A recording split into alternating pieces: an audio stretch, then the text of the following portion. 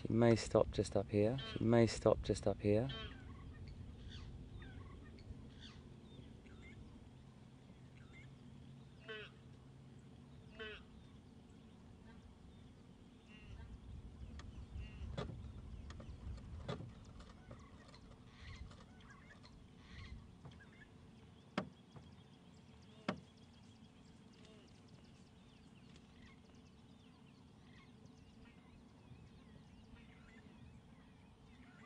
She's in this open area we call quarantine. Which is a very nice grassy area that lots of the animals congregate onto.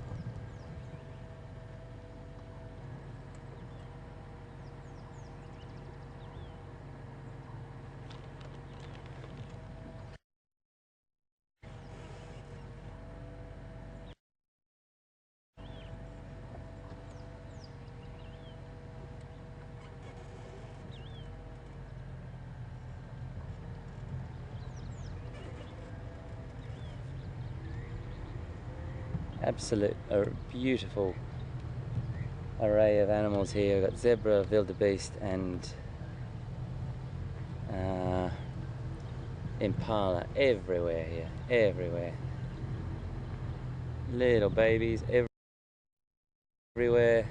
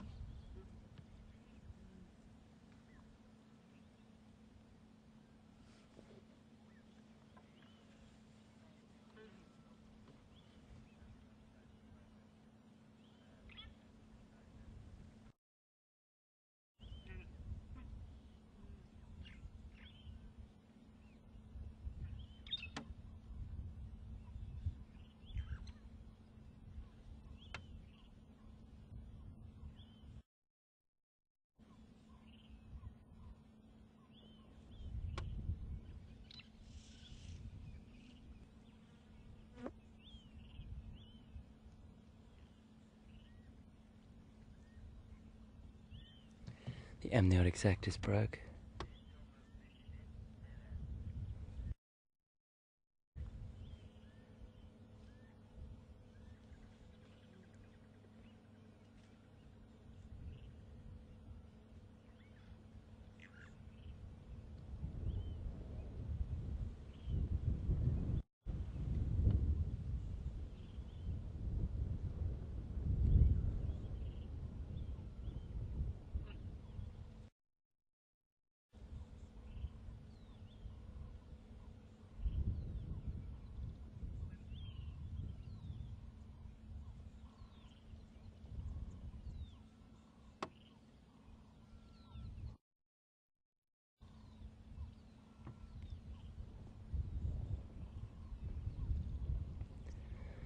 Folks, we're just going to sit with this wildebeest and I'm going to let the pictures do the talking.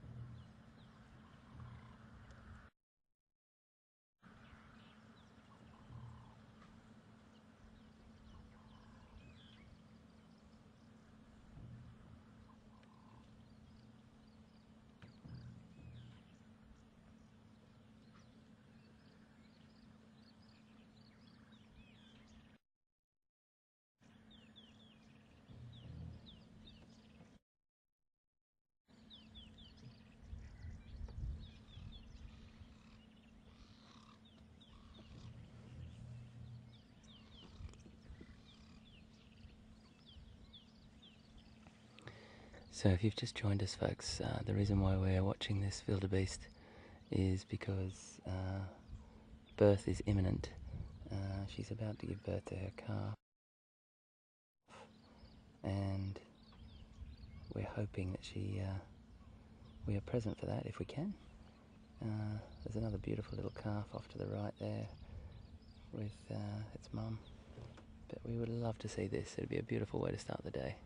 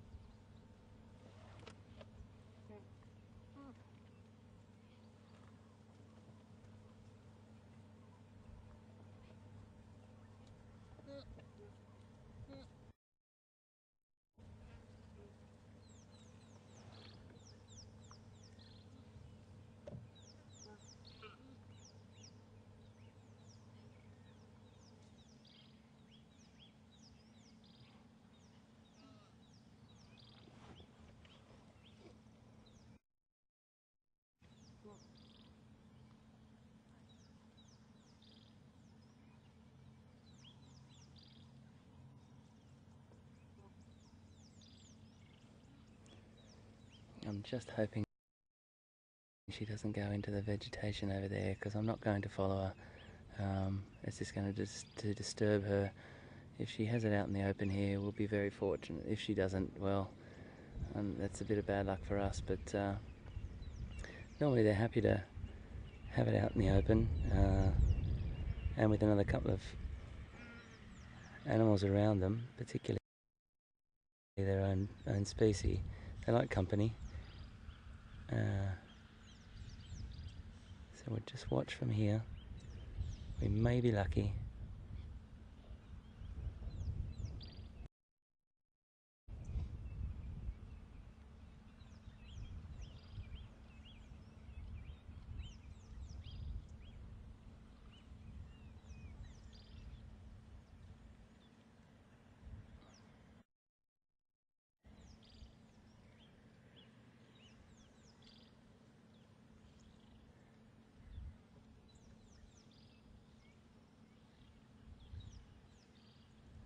If she lies down over there, there's a good chance that we're going to see it.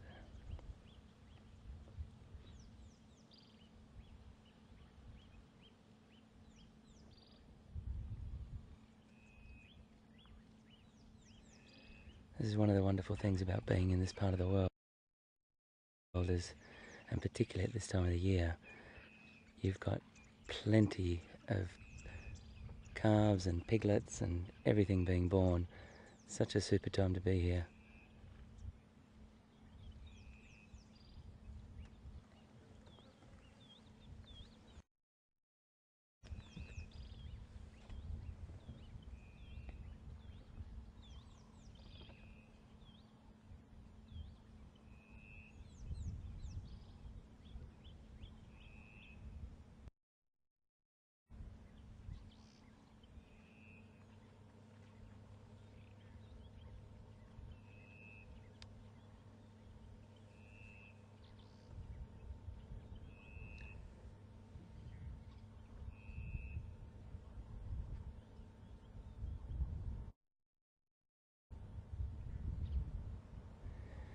If it's okay with everyone, I think we might just sit and wait. If she's in our vision, I think it's something to witness. It's a wonderful thing to witness. But if she does go into that vegetation, I'm just going to let her go.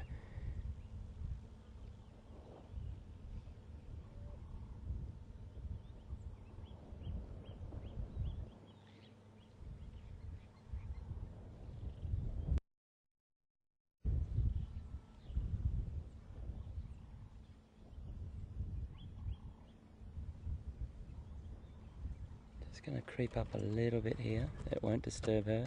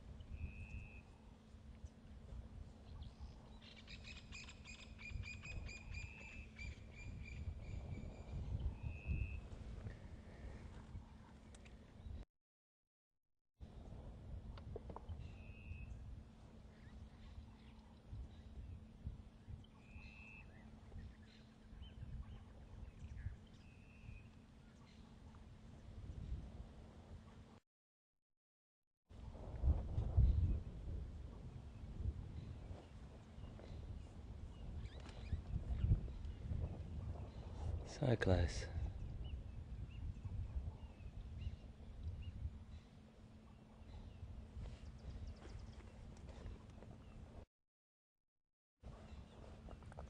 So close.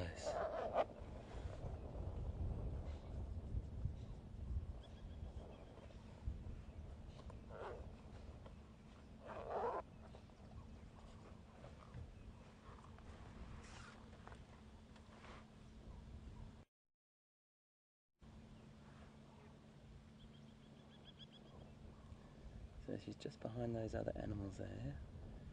She's still walking out towards us, so I don't think she's going to go into that vegetation.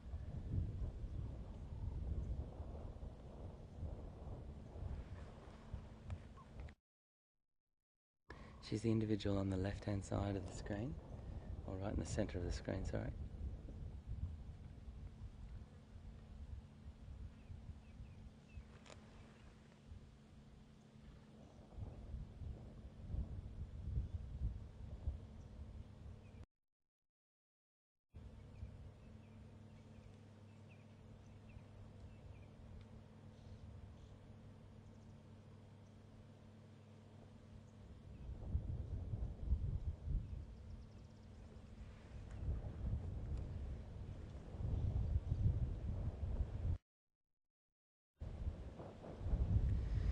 It's a little bit windy up where we are at the moment, folks, as well, so if you are getting a bit of blowing over the microphones, apologies for that.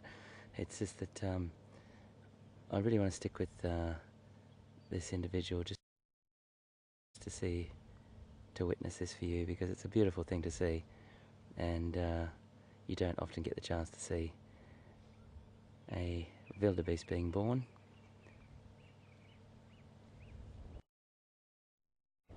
She's hiding behind there. Well, we might just move up a little bit. They're completely undisturbed by us being here.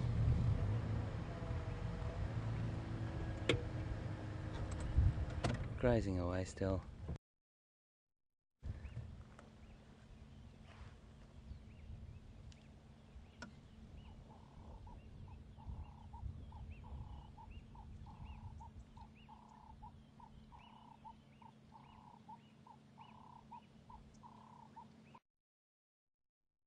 Here.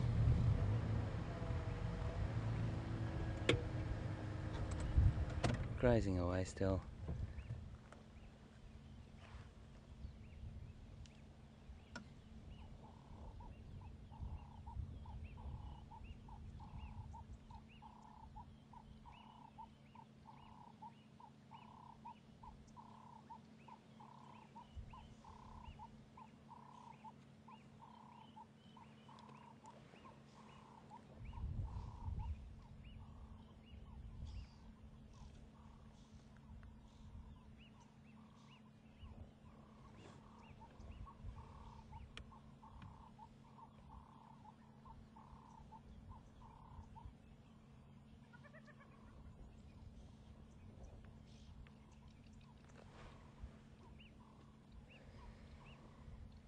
I don't want us to take the camera off her, folks, just in case we miss it. But I just want to tell you what's going on around us. We've got a bull elephant about 50 metres, no, maybe 40 metres behind us, about 120 feet. We've got a beautiful herd of impala up to the left. We've got loads of zebra up a little bit further than that. The sun's beating down, the temperature's warming up. It's absolutely beautiful to be here.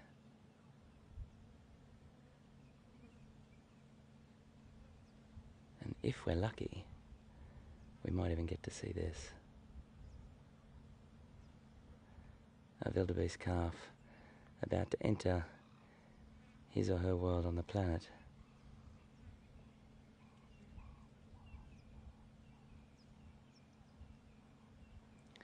So as I mentioned before, they can get to their feet very quickly. On average it's about sort of between 3 and 7 minutes. And they get to their feet, and after a couple of days they can actually keep up with the herd, run with the herd. They're extraordinary.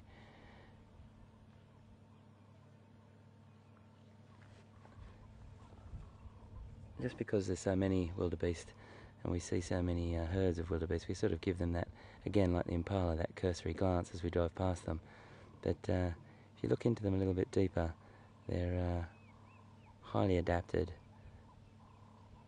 and for an animal to give birth and the offspring to be standing and walking in 3 to 7 minutes and then running as fast as the others in 2 days is pretty incredible.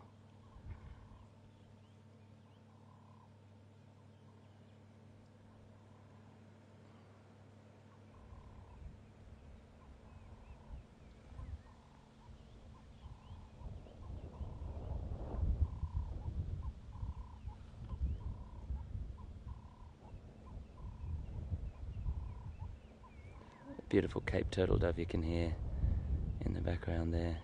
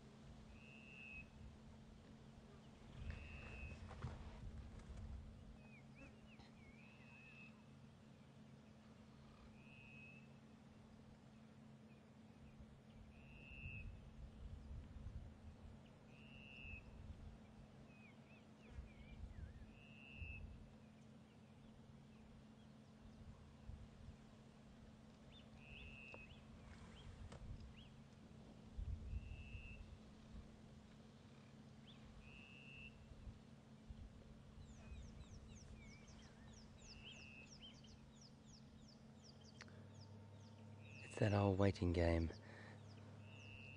I've got a beautiful elephant coming up here as well, but he may walk past them. He's just slowly feeding up behind us here. Excuse me.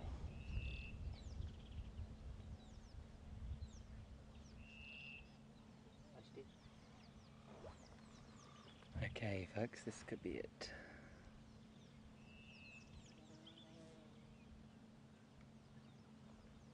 Can just see the starting. Here we go folks.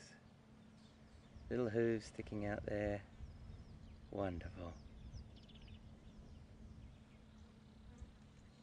Wonderful little hooves sticking out there.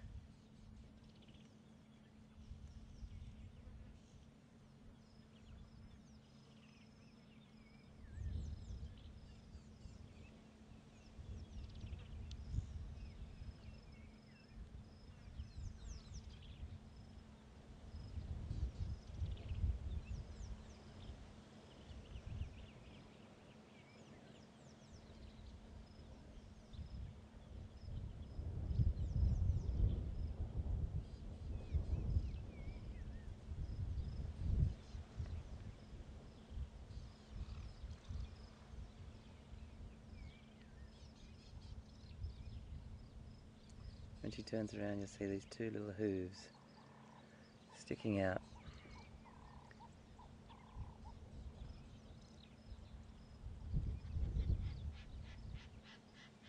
She's lying down on the side.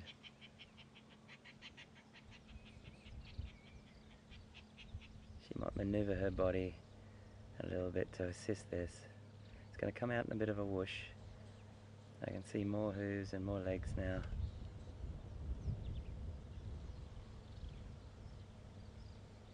Very common for them to do that, roll on their sides and assist the birthing process.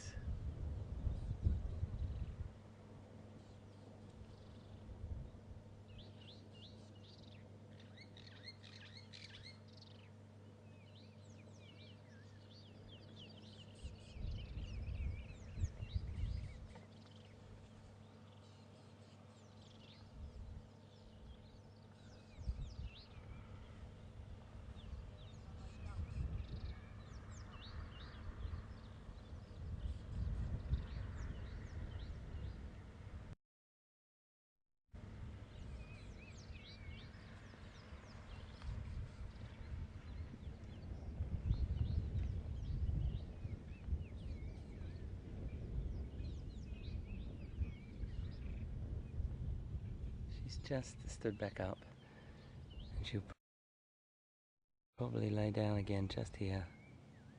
A little bit more of a graze. You can see those hooves sticking out quite prominently now. A little wildebeest about to enter the planet.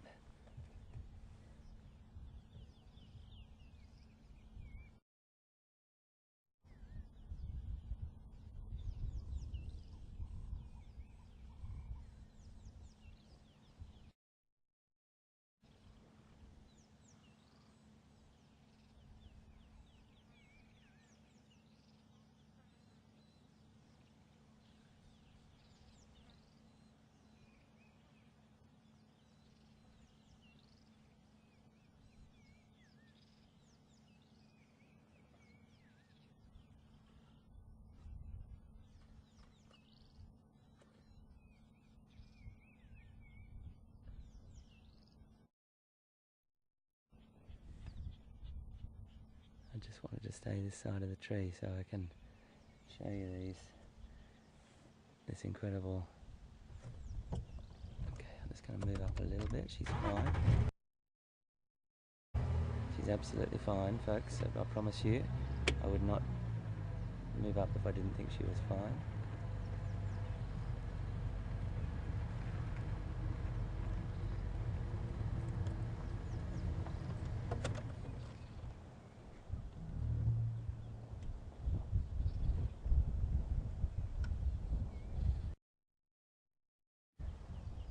What they're all looking at the moment is an elephant. So that's what's taken their attention.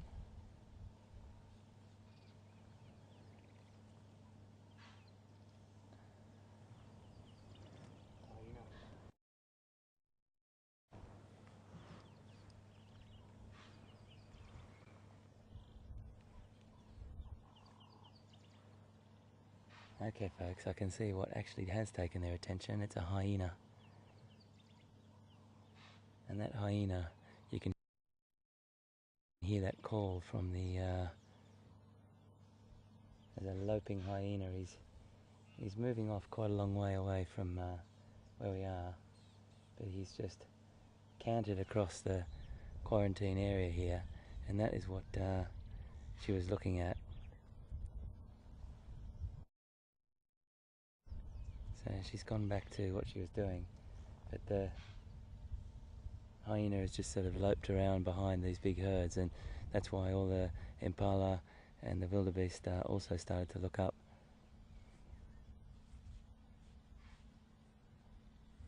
But I don't think he's interested in this. He was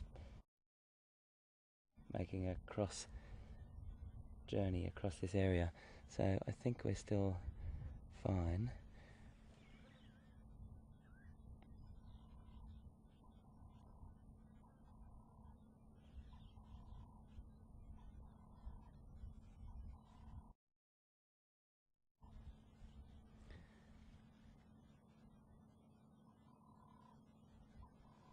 interesting to hear all the different animals give out a little warning signal, and the impala were vocalizing and giving their alarm signal. So were the wildebeest. They all looked, they all watched, but now the hyenas moved off well and truly to the other side.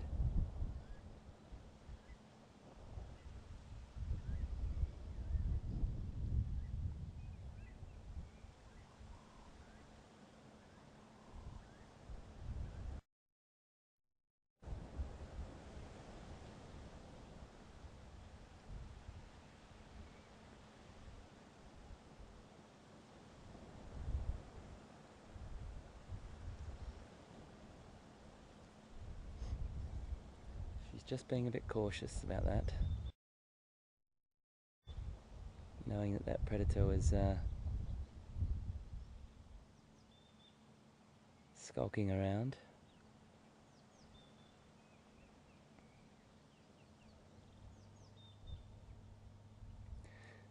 Yeah, so one always has to keep in mind that hyena are not just the sort of scavenger that everyone thinks. They are a very efficient hunter.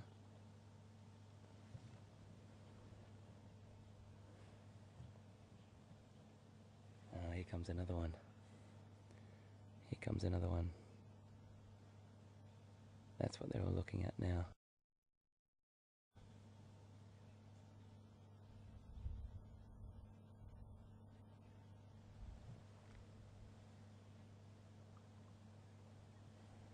I don't want to take our camera off her, but there's another hyena just walking behind us here.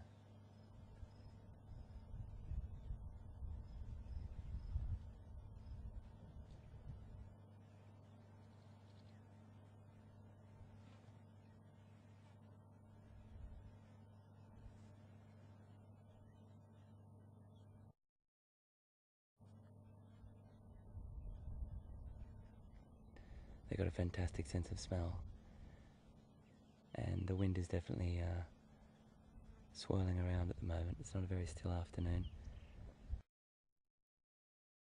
That hyena has just cantered off down the road in front of us.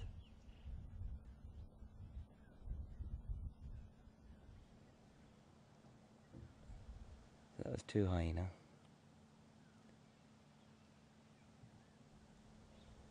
And the herd and her are keeping a close eye on him. You'll get younger calves that will definitely step up to the plate when it comes to warning other calves. So older calves will warn younger calves of pending threat in a wildebeest herd, which is quite interesting. There's lots of sets of eyes, but the impala are also, there's a herd of impala over to the left, probably about 50 to 60 individuals, and they definitely are keeping a close eye on that hyena as well, because they've got lots of little lambs. There's dozens of lambs over in that herd, I can see. So it's in everyone's best interest to keep an eye on the predators.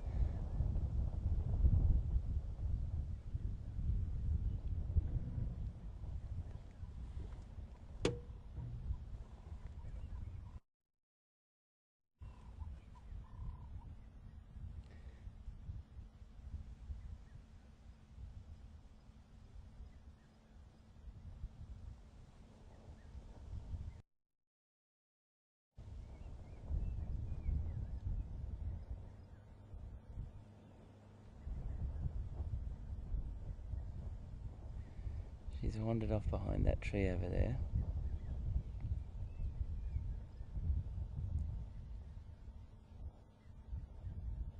Situation's still exactly the same.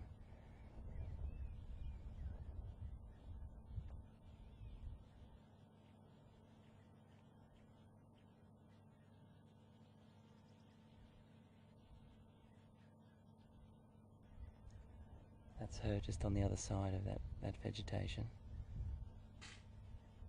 She's definitely keeping an eye out for those hyenas.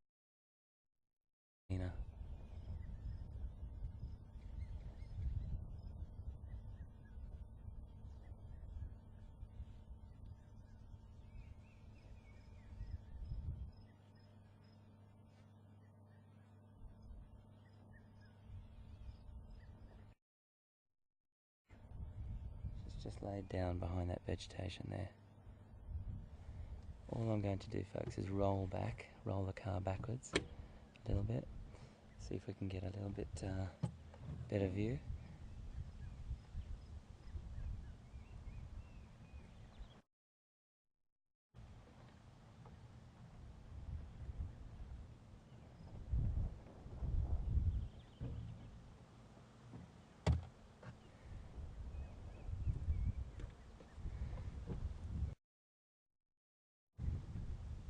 She's picked a nice shady spot there.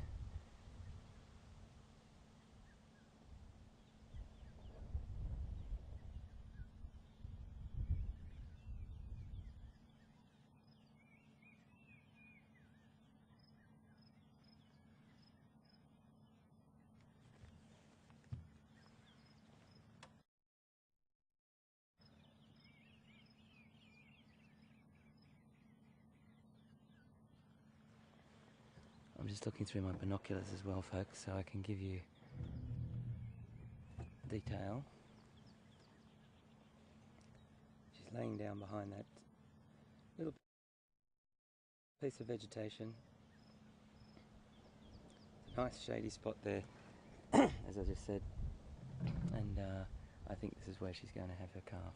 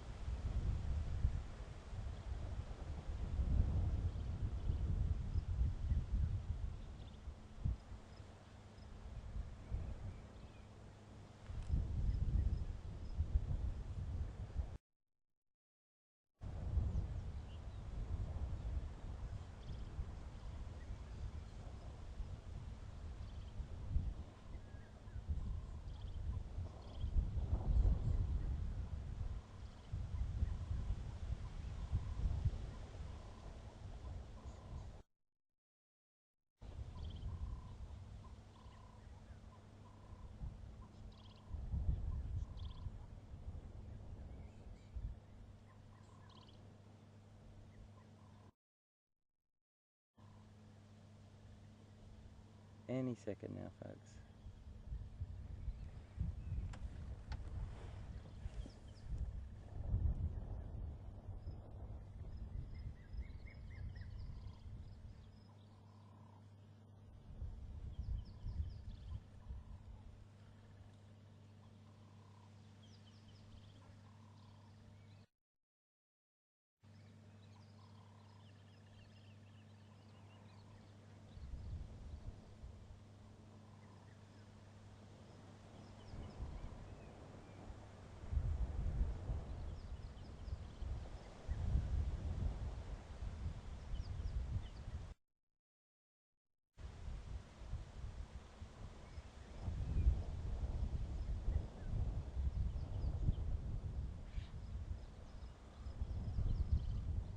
She's just turned around, so we can't actually see, but I'm looking through the binoculars, folks, and she's stood up. She's grazing again.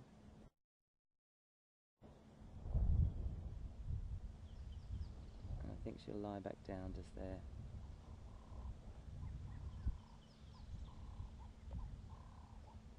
I'm not going to move the vehicle for obvious reasons, folks. I don't want to disturb her at this exact moment. She might walk out a little bit.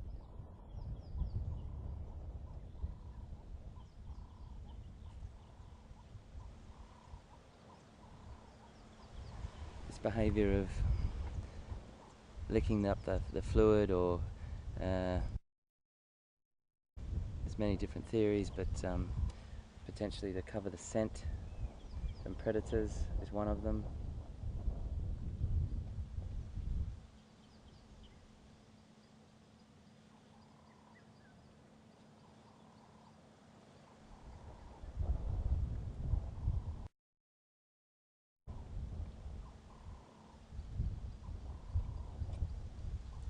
Still not quite there yet.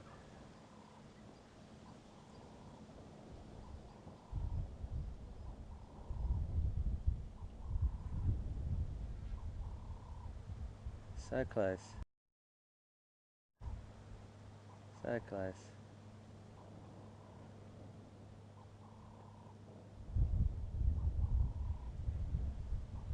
Just can't quite see.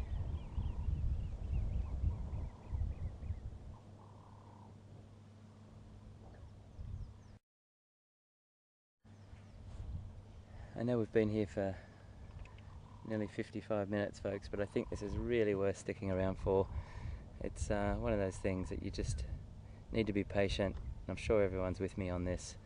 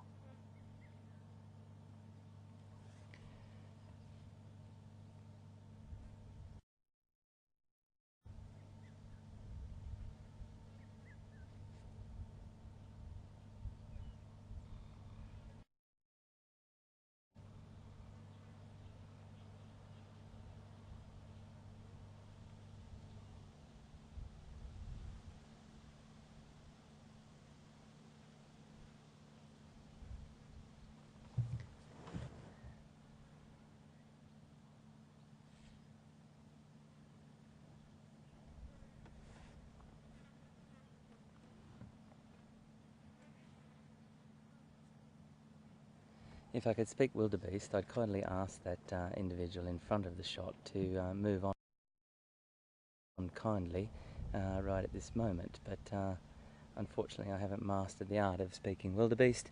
But if you can quickly graze on and just move on quickly now, please. Thank you, sir, or ma'am.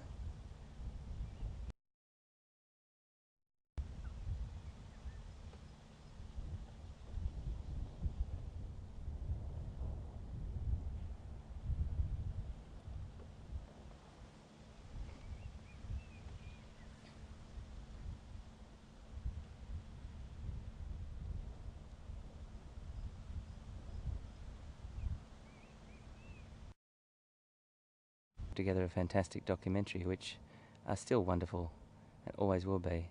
But this coming to you live, there's something very special about this.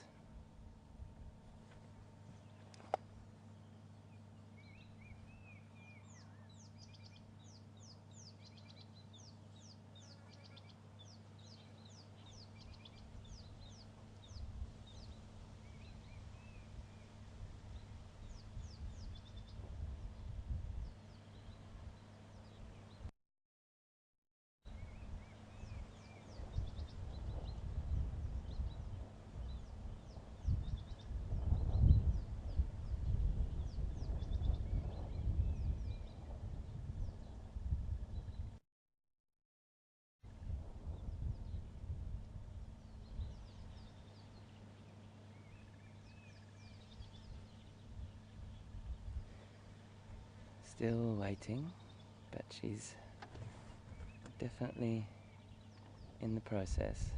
And those body rolls she'll do on her side there will assist in the movement of the calf and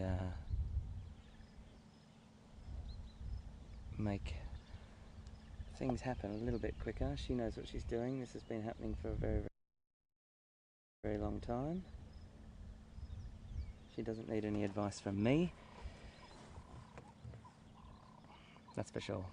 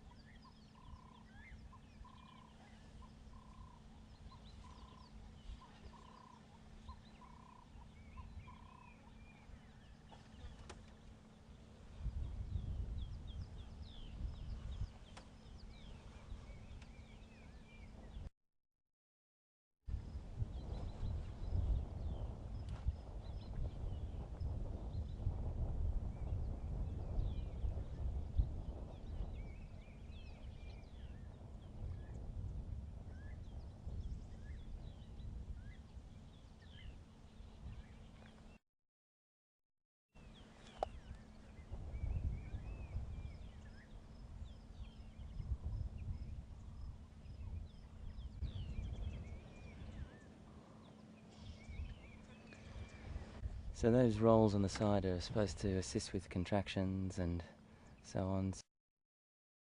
So she now will, any of that amniotic fluid that's on the ground there, she'll try and clean up or get rid of the scent. She's just moved behind this vegetation. Not sure she's going to come out the other side. VM, can you see her? I got her. You got her? I think she's walking behind this bush. She's coming out the other side there.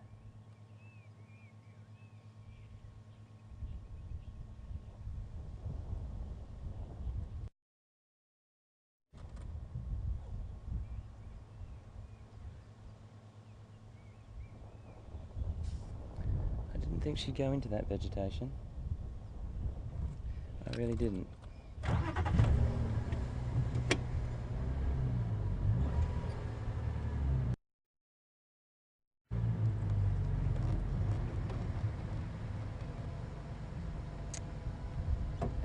Ay.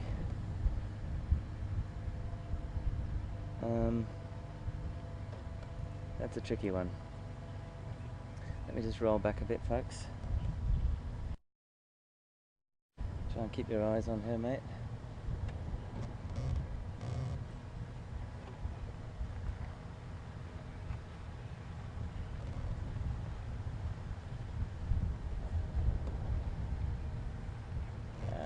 Come on.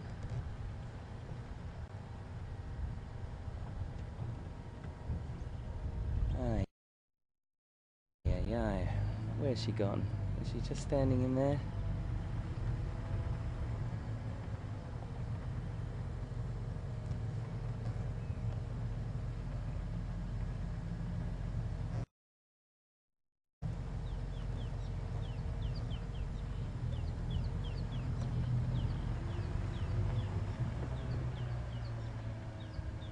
Just trying to have a look with my binoculars, folks. I can't see her. She's gone into that thick vegetation.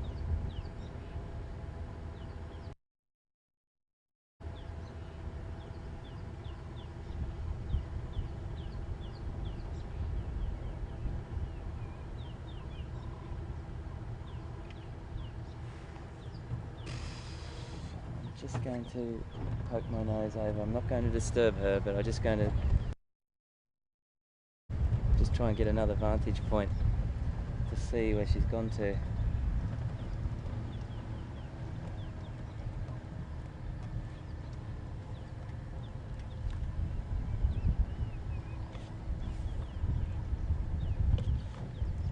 Please bear with me, folks. I'm just trying to get a focus on her again. She went into that thick vegetation and we cannot see her.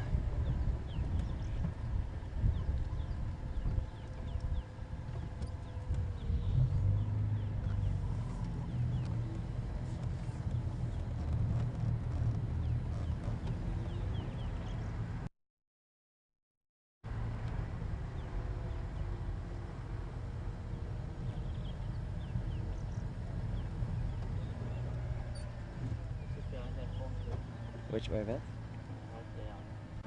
Just here? On the monitor? Behind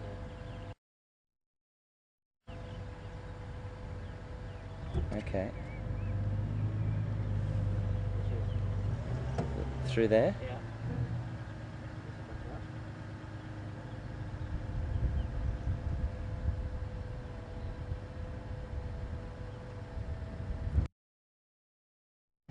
No, that's not her, I don't think, mate. I think she's just in this area, just here.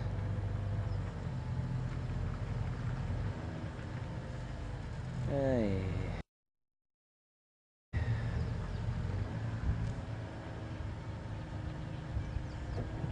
Let me just scan with my binoculars, folks. I just want to have a really close look through that vegetation to see if that is her just there.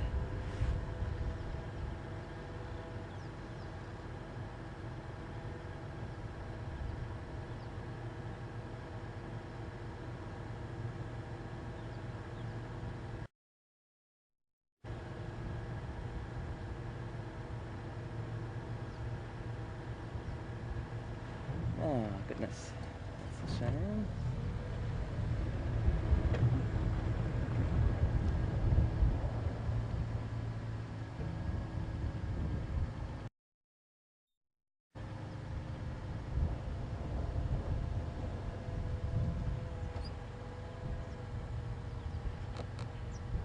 Still looking, everyone. I'm still looking. I promise you. I'm looking as closely as we possibly can. We are definitely not going to go in there and disturb her.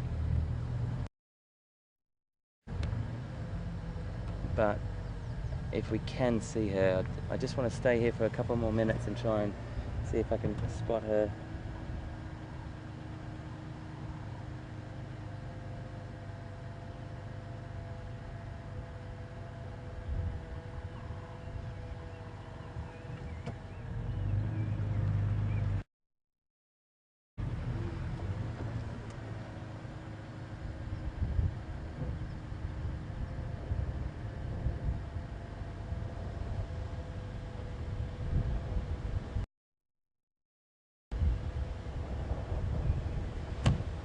Let me move up a bit. There's an individual up here that I can't see properly.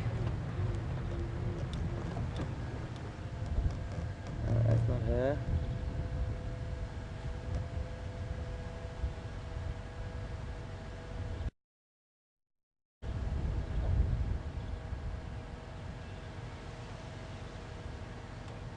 Ah.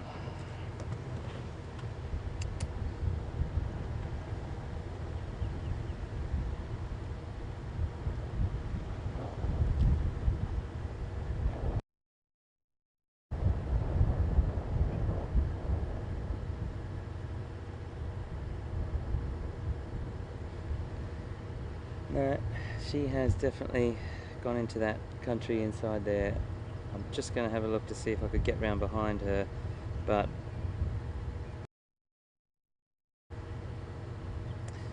really don't want to harass her.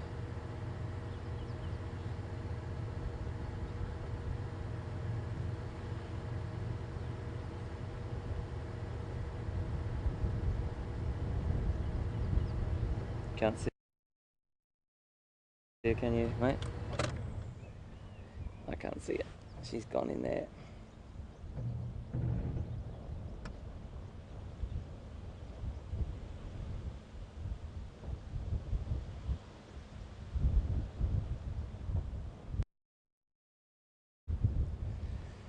Folks, I'm still scanning this area through binoculars just to see, but I think she's gone down.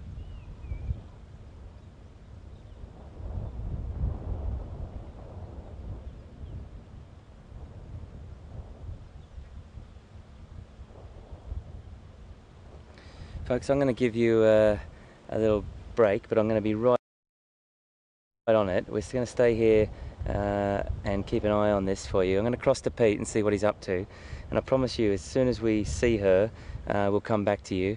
But as you understand, there's no way in the world that I'm going to go into that vegetation and disturb her. We want to try and look from where we are.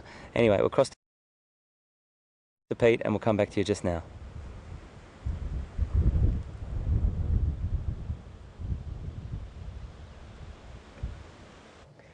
Well guys, welcome this side, and very exciting morning. We've been talking about seeing something giving birth for a while, and fantastic stuff. I know HT is going to try and get what he can there to hopefully see the end of it. We were driving around a bit, Brian and myself, on the Djuma here. We got leopard tracks again.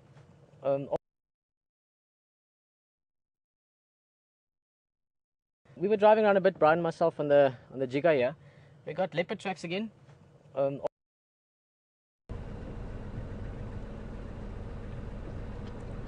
When looking for a leopard in this kind of thick habitat, you're always going to need a substantial amount of luck to find them.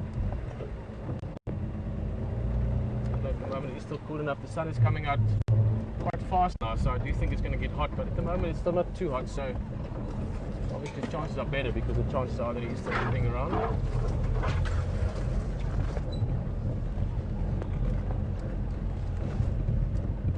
Getting warm there, Brian? Yeah, it's suddenly changed. Also, the difference between being in the shade and being in the sun is quite, I want to say, massive.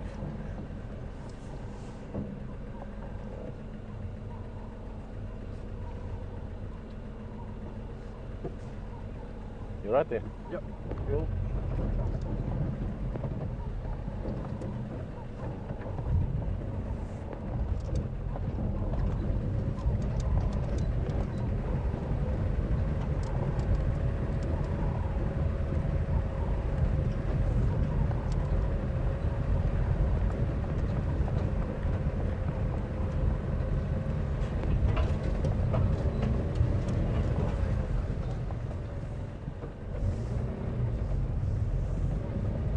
Oh wow, guys, HT's found that wildebeest again. That's great news.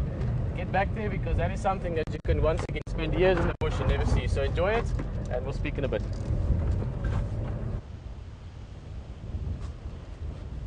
We're about to go live, guys. Yeah, you're right. Okay, folks, we found her. She did walk into that vegetation, and now she's just come back out. Now, it's very hard to describe. You can see some movement just behind that foliage there. You might see a tail flick up, or you might see her roll over. She's just stood up, and she may come back out. You can still see the little hooves sticking out there, so we haven't missed it. I thought we had lost it. She might be coming back out, but she's lying back down again.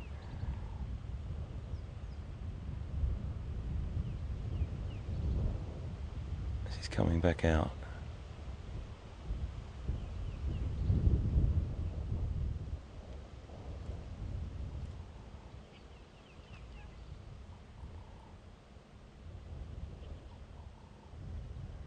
So she's coming back over here, which is quite extraordinary to think that we thought we'd lost her. Now she's walking towards us.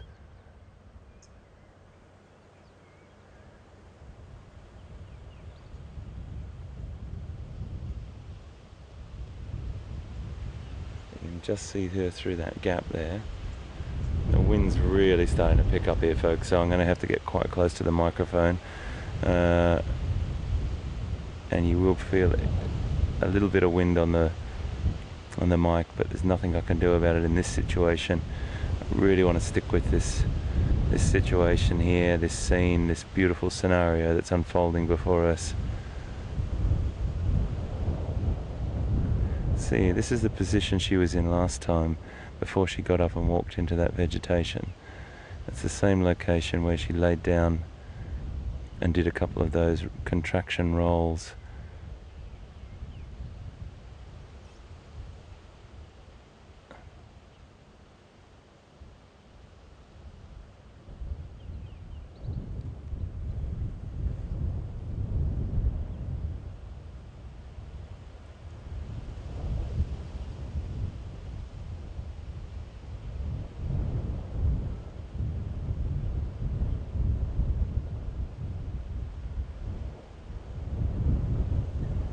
She's just through there.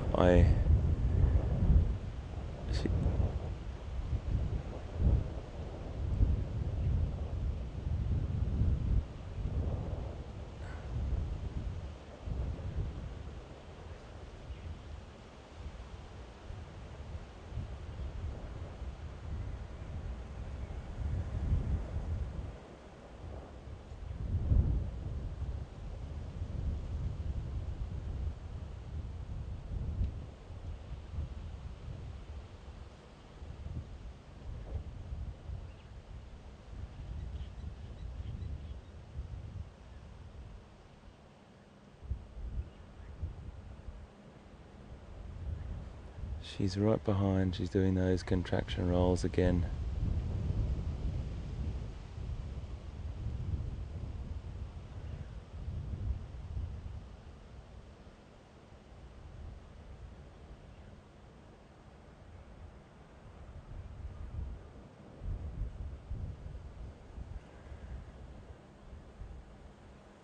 We're just going to stay right where we are, folks, and let her do her thing. We're not going to... We're on a very long lens here, so we are about probably 50, 60 meters away from her. And as you can see by all the other animals around here, as we've driven up, they're completely relaxed. We're doing this with great respect, and there's no way in the world we would harass her or put any pressure on her.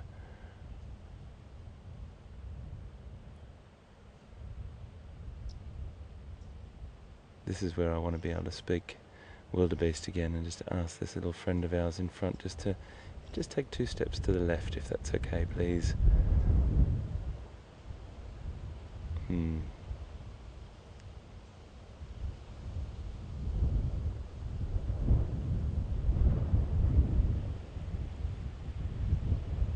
Right behind this animal now.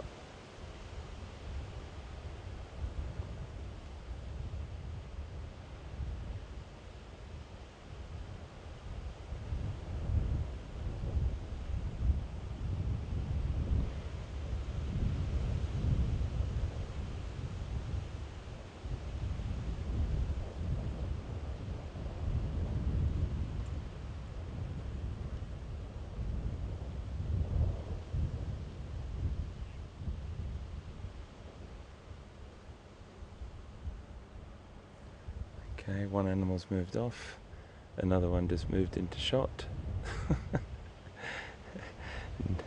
What do they say? Never work with animals or children, don't they?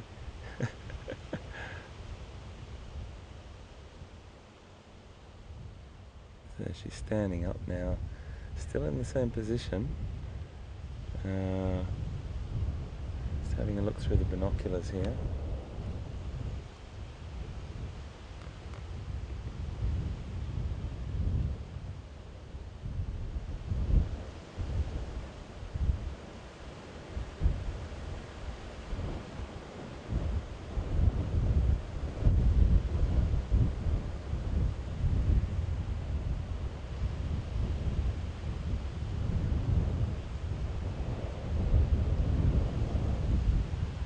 Just laid down again behind that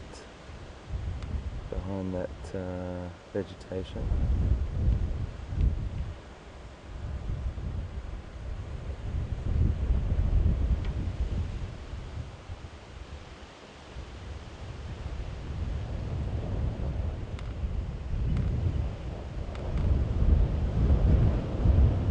There's a lot of wind at the moment, folks, where we are in this open area.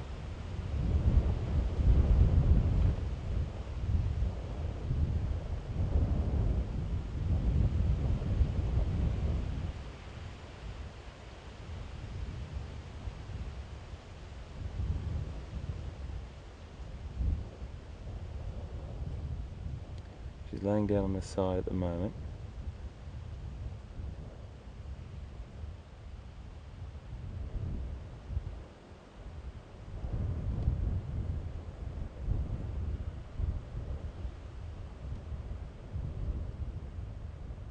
I'll talk you through this, folks. If you can't see the detail, I can tell you now that there's much more legs showing now. Much more of the calf's legs are out.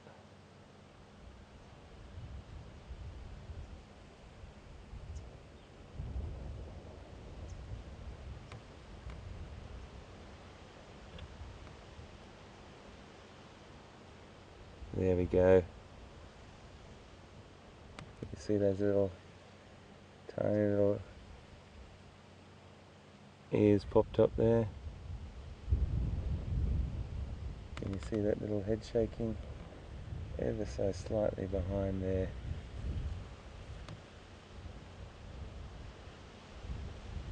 Can you see that little head shaking? There we go. Little ears popped out. She's moved right behind that vegetation now. She's going to walk around a bit. She's laid down the other way.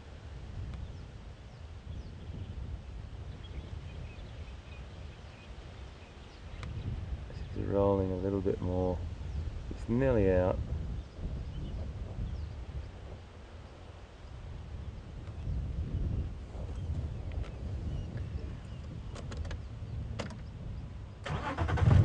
Just going to creep up. It's absolutely fine, I promise you. Just going to creep up here. She's given birth. Everything's fine.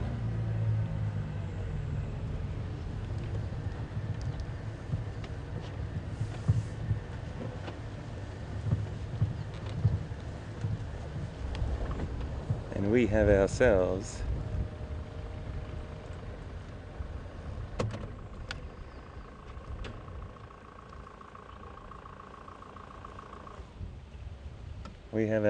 a new little wildebeest on the planet, folks. Wow. How beautiful is that?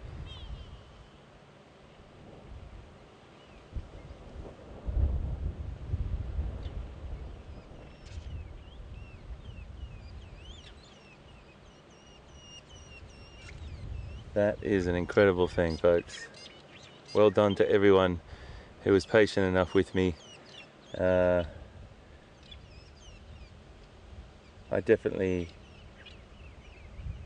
have had very fortunate to see a lot of this happen in captivity. So the whole protocol is to make sure your distance is kept and your respect level is huge in this situation, and particularly in the wild, where you do not want to put any pressure on the animal whatsoever.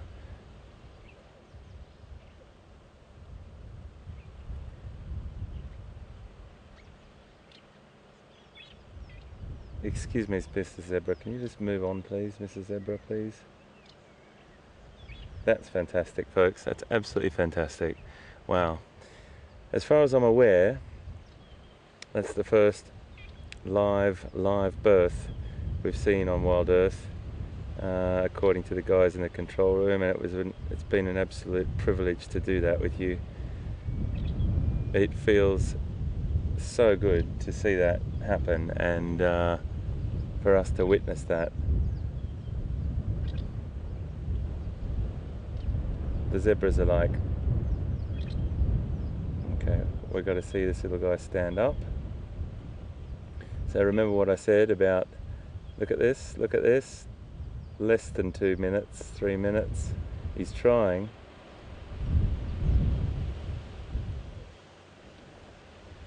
It's trying. Between 3 and 7 minutes the wildebeest are famous for. And look at this.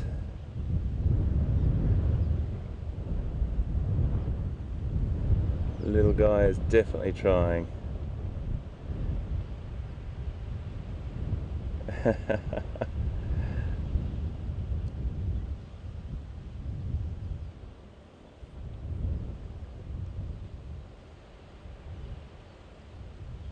He's trying. Come on, little guy. Come on. You can do it, buddy.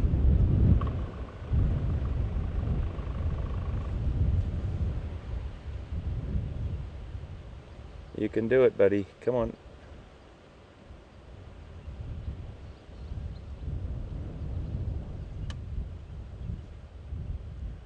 I love how the other wildebeest and calf have come over to watch what's going on.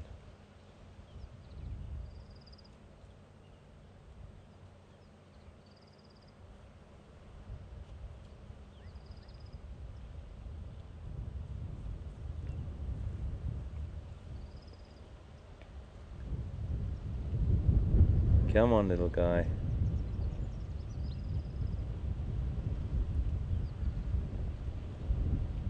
Nearly there.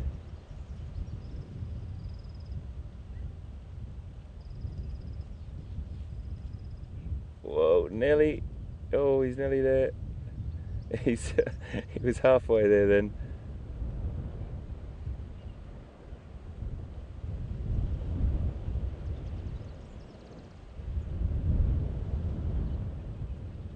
Come on, buddy. Oh, yes! Oh, yes! Fantastic. Isn't that magic?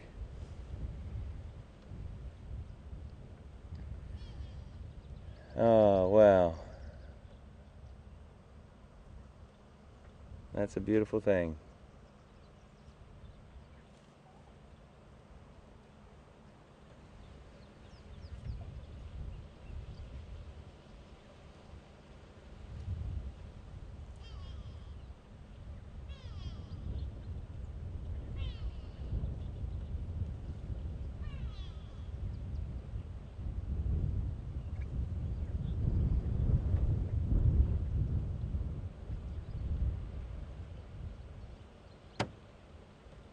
What a magical moment, folks. I'm so happy that we could bring you this live from South Africa, from the magnificent Djuma Game Reserve in Sabi Sand, South Africa. A live birth on live broadcasting, live streaming to you on Safari Live. It just is an absolute privilege.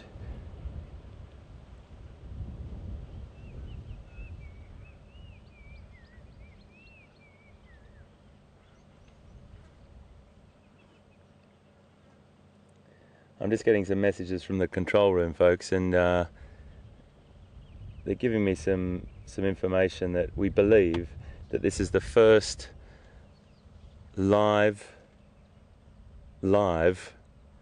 wildebeest birth in the world, which is a pretty extraordinary thing. We're not going to take that claim or anything, but that's the sort of information I'm being fed at the moment from the guys in the control room, and I have to say, if that's the case, well, we're pretty proud of that, because that's what Safari Live is all about. It's all about bringing you it as it happens, and the raw, real, honest portrayal of the African bush. And boy, did we see it this morning.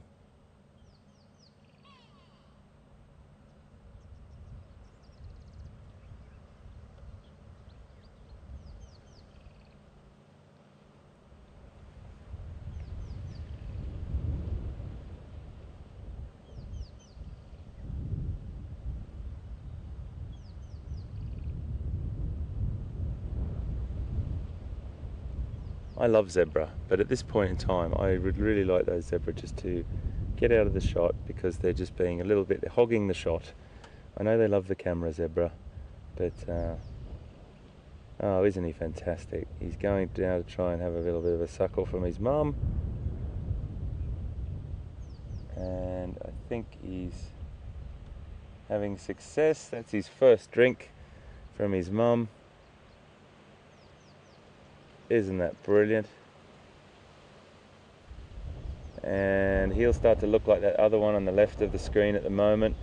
He'll dry off, and his mum will clean him up and tidy him up, and when he gets dry he'll get that really lovely light fawn colour. But look at that. After 8.5 months gestation, she's just given birth to her calf. And between, it was about 4 to 5 minutes, he got to his feet, or she got to her feet, whatever the sex is of the calf. And in about 2 days' time, it'll have the strength to keep up with its mum and the rest of the herd, and hopefully grow up to be a big, chunky wildebeest like they are, and fit into this beautiful, beautiful environment.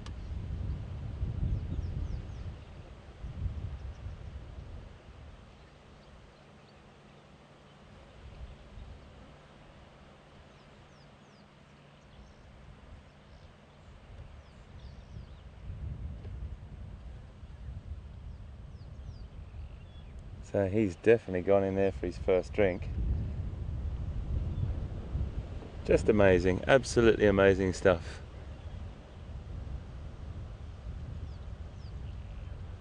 It does really ground you and starts to give you a bit of a nice little reality check about life and the planet.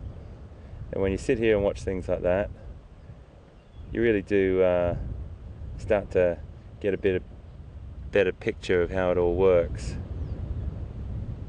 And without going into, you know, the circle of life type of thing, I really do want to just share with you, that's quite a special moment for me to be able to be witness here with you, and I'll never forget that.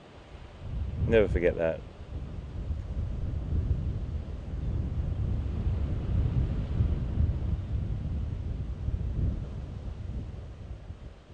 Really beautiful moment.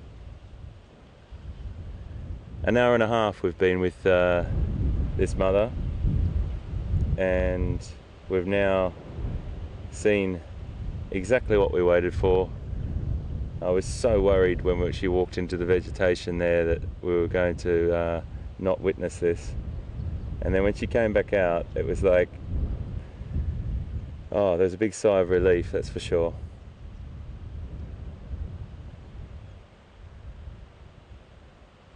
Nature is a pretty incredible thing, folks. Absolutely incredible thing.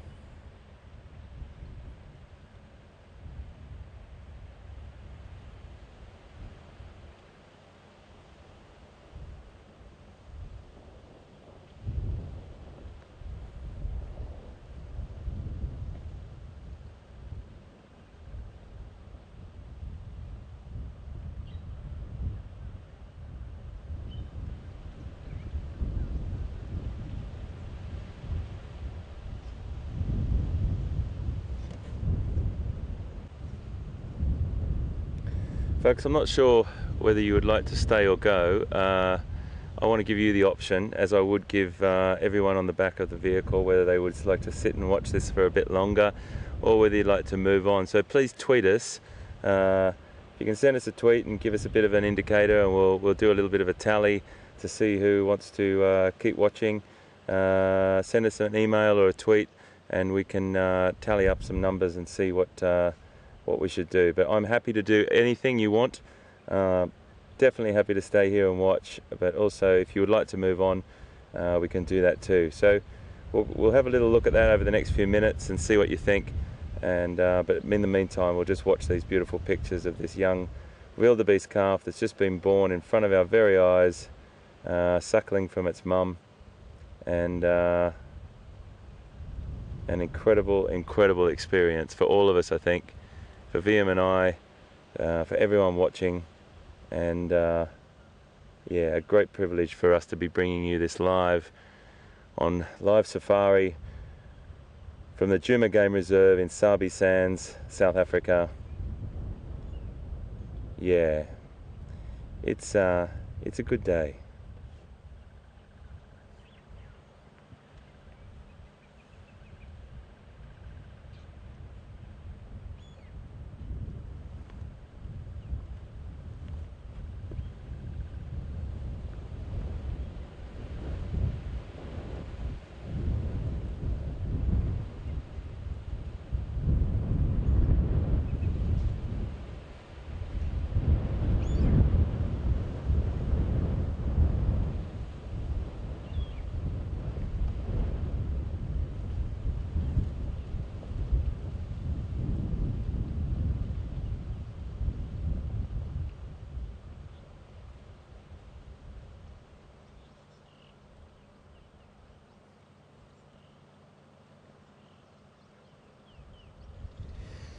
We just got some information from my man in the control room, Alex, who always gives me top temperatures of the day and does all my conversions for me, because my older brain doesn't convert pounds to kilograms and all that sort of stuff, Fahrenheit to Celsius. But he's given me some great information now. He's just done a bit of a tally from tweets and emails, and he says that 90 to 95% of you watching would like us to stay. So I'm really happy with that, folks. Absolutely no problem. We'll sit here and watch this beautiful scene unfold in front of our very eyes live, and just watch what happens now.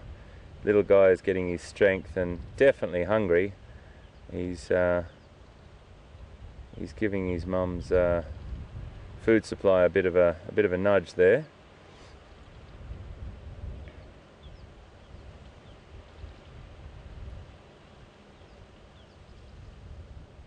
What a great privilege that was.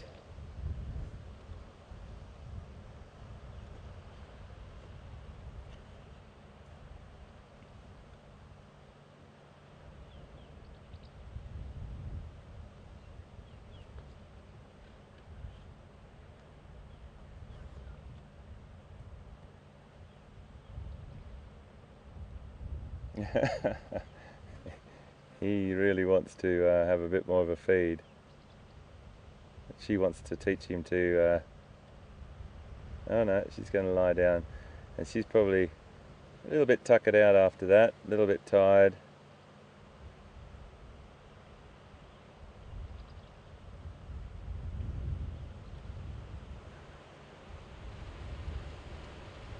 He's just gone behind the vegetation here, but he'll start to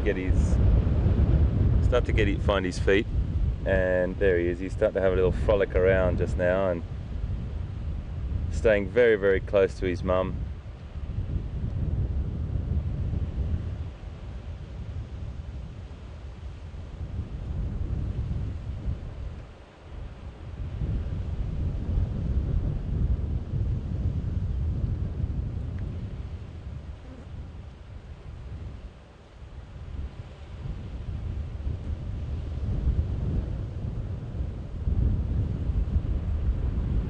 So they average about 19 kilograms, or just under 20 kilograms when they're born, and that's about 45 pounds around there, just to give you an indicator of their birth weight. And that's a pretty healthy size, isn't it? So if you can just get a bit of an indication from that, just on the average birth weight when they're born.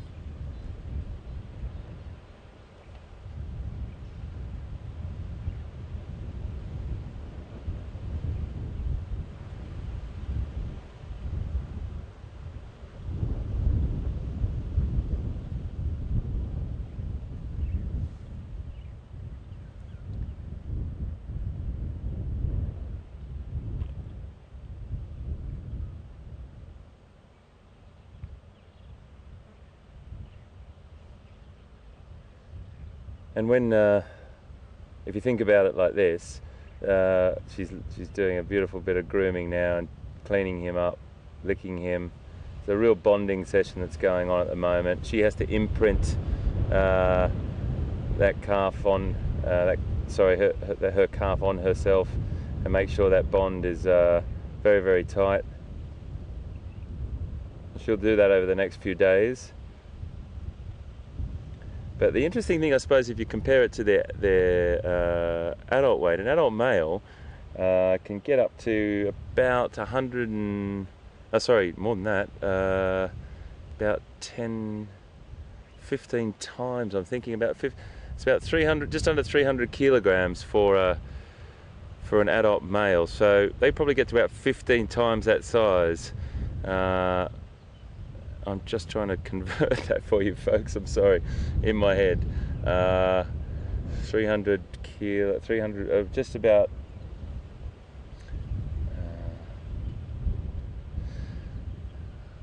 am I going to have a guess at about 570 pounds or something like that?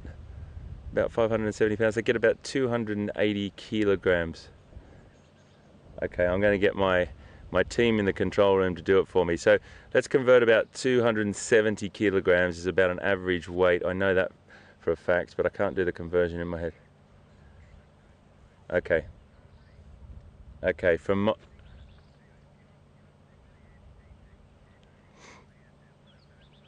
okay, the guys, the wonderful team in the control room have just converted my 270 kilograms to 595 pounds, and they've given me the decimal points also to be a bit cheeky, but I'm not going to remember the decimal points. But Will and Alex and Graham and Pete in the control room are bringing you these wonderful pictures this morning. But thank you for the conversion, guys. I can remember the kilograms, but the conversions on the pounds always stump me sometimes. I'm a simple man, but yeah, the old mathematics when you're trying to watch something like this goes right out the door. So yeah, he'll grow about, if he's a male, he could get up to about 15 or just 14 times that size and weight, not size but weight. They're pretty incredible.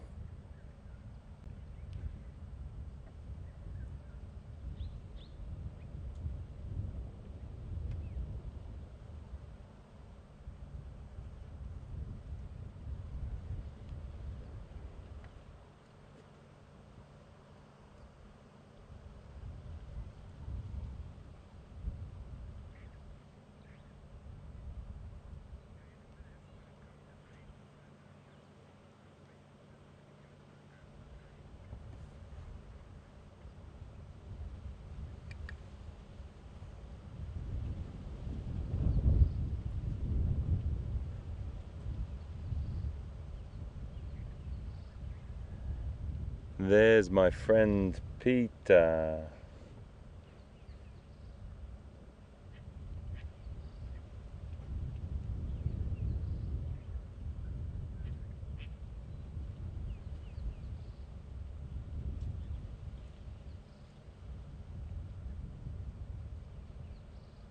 Look at him just walking there. Look at that.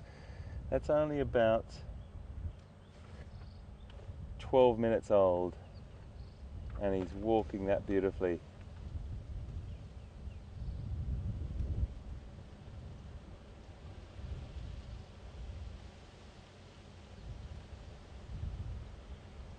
Absolutely incredible, folks.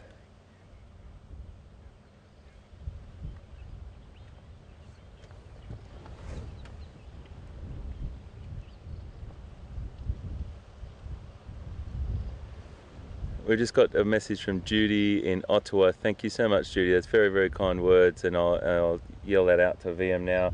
VM, Judy from Ottawa is saying thank you for the wonderful photography this morning. So that's great. Yeah, absolutely beautifully shot, mate. So congratulations on that. It was really lucky to be in here. And I have to say, right from the beginning, my eyes in the sky, VM actually spotted that this morning. I'm busy making sure everything's ready to, when I get the message from control that we're live, and VM spotted this wildebeest in the frame with that amniotic sac protruding. So hats off to him.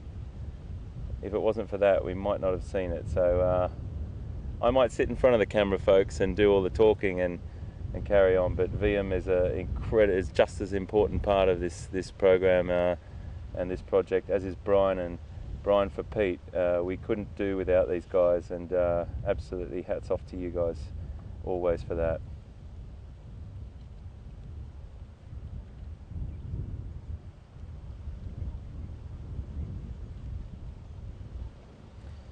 Right, well, I'm going to cross over to Pete, because I think that there's no better moment, seeing as they're staring right down the barrel at us at the moment of their camera, and say hi to them, and great that he's here as well. Let's cross to Pete. We'll be back just now.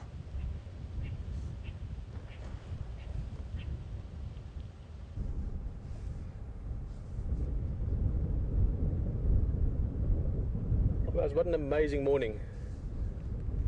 And the HT and VM will be having big smiles, and even just to see a tiny little calf like this minutes after birth, it's such a rare treat. Tiny little guy, and I think it's always incredible how they can go from being born to this already. A little bit wobbly legs, but standing up, and before the end of the day will be running a bit. It's always funny, they almost run better than they can walk in the beginning. Look at that already. And what an amazing experience to share, and what a incredible thing to experience with people from around the world all at the same time live. Is something very special and, dare say, unique. Oh, shame. All those instincts kicking in, wanting to walk, wanting to move, also looking for milk to suckle. And then, of course, very importantly, that bonding period, mother and calf really getting and staying close together. Quite soon there'll be lots of other calves, and the mother and calf will know each other from sight to an extent, but smell and hearing, very, very important part with the mother-calf relationship, and especially these first few hours, very important part of the bonding as well, so that they will know each other even in the potentially crazy rush of all the animals moving together. When you've got 10, 20, 30, 50, 100, you go to certain parts of Africa, you can have thousands of wildebeest moving together. So this is a very important bonding period as well.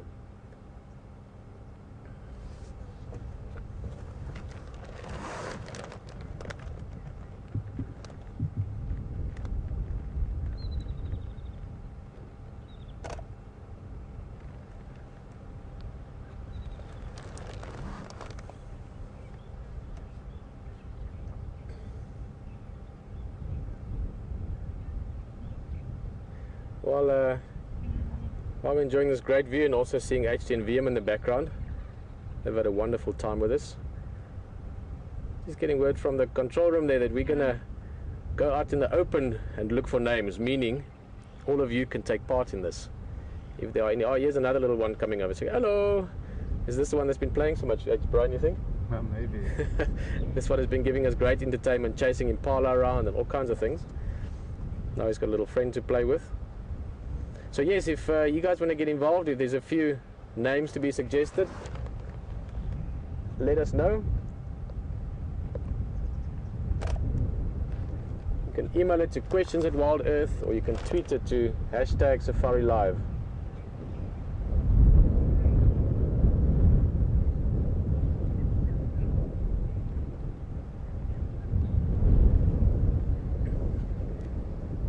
Oh. Moving the legs constantly for balance.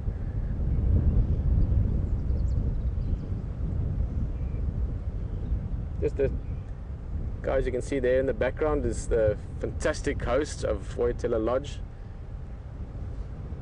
It's Candice and Mike there. They've been great with us and for us in terms of helping us and being welcoming to us, and also running a beautiful lodge. And I'm sure they're appreciating this as much as all of us.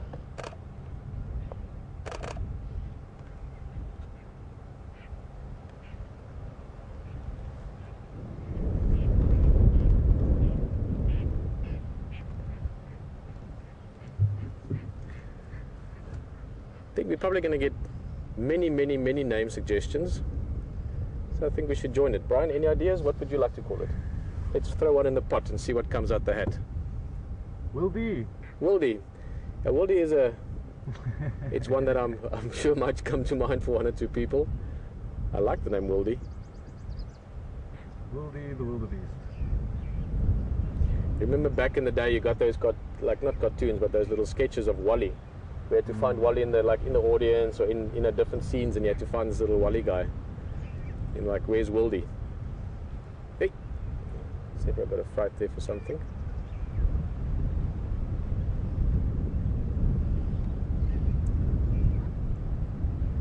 Sure, we're going to get lots of suggestions, and I would want to suggest a name that we'll have to run past HT. But since HT and VM had a great morning with us. Let me see with HT what he thinks. Standing by.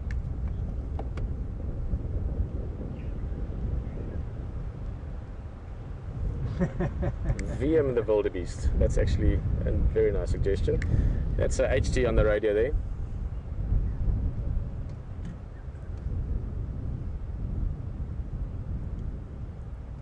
Okay, brilliant. We were just talking about a few names, and Wildy came up, but I like VM. VM the wildebeest. What do you think of that, Brian? Yeah, I think VM. I mean, I can feel it actually. I know that name's gonna get stuck. It will stick. So I'm listening to HT as well. Yeah, but I think it could even work the other way. But no, that one. I mean, I can hear it in the world buzzing. I think that one's gonna hold.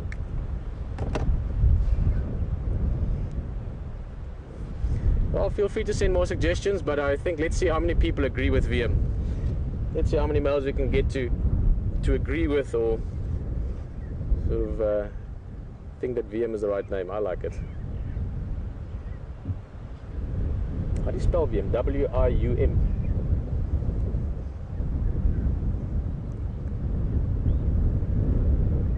Oh, I think that's going to be the one. VM the wildebeest.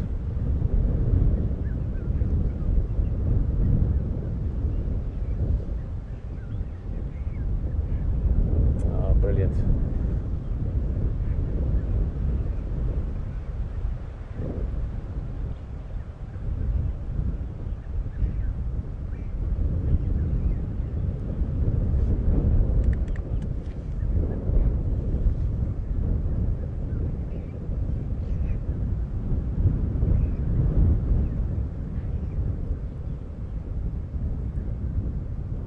Well guys, what an exciting morning. What a very special, what an intimate thing to experience as well. Always exciting seeing new life come into the world.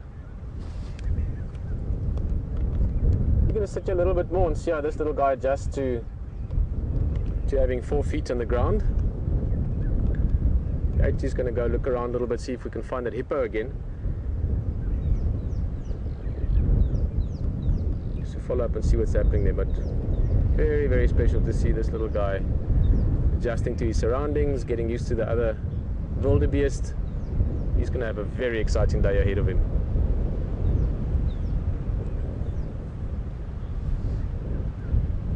And that's VM, guys, in case you've maybe just joined us, or we're talking about VM is sitting there behind HT on the vehicle. He's manning the camera, and he also spotted this female this morning, so quite the spotter.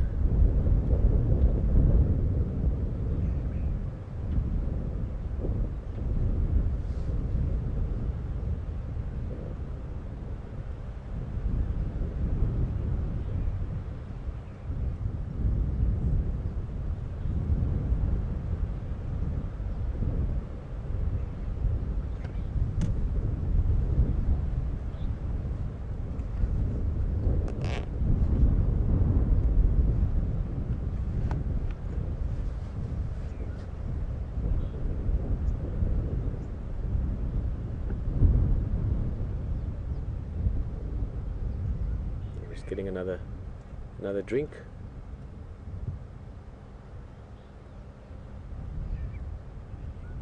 The first 24 or 48 hours are probably the most crucial for these young ones.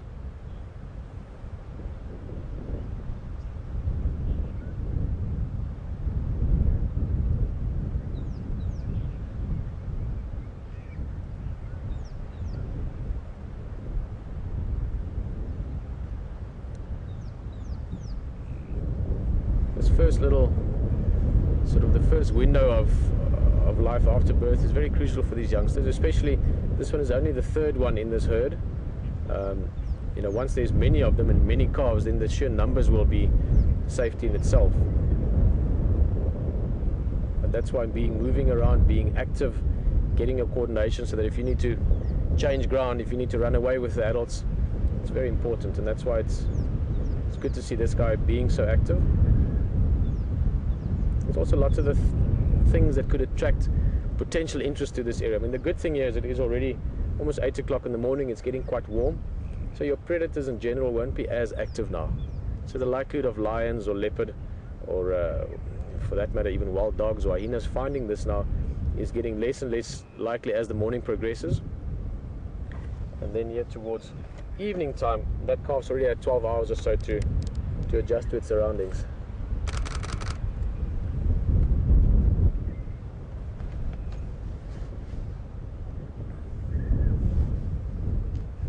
Sandy's asking, speaking of things that could attract attention, how long does it take for that placenta to sort of, all of it to fall out and for the cow to be rid of it, or for the female to be rid of it?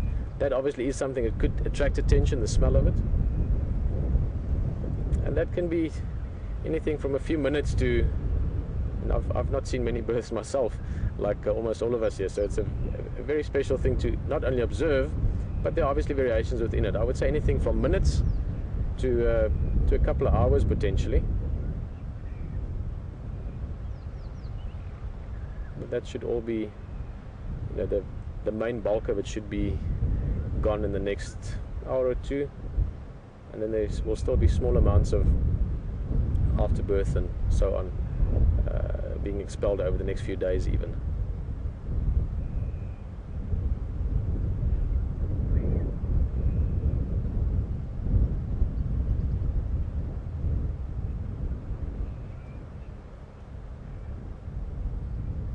You notice how that little guy just stays very close to mum the whole time, really literally shadowing her.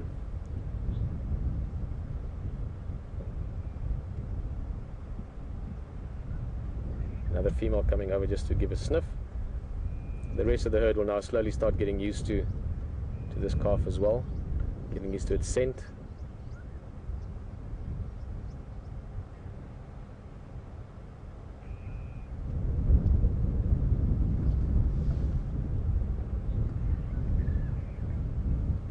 See more and more of them moving into the shadow now as well. There's a nice big marula tree off to the eastern side from them, so a bit of shade. The sun is heating up.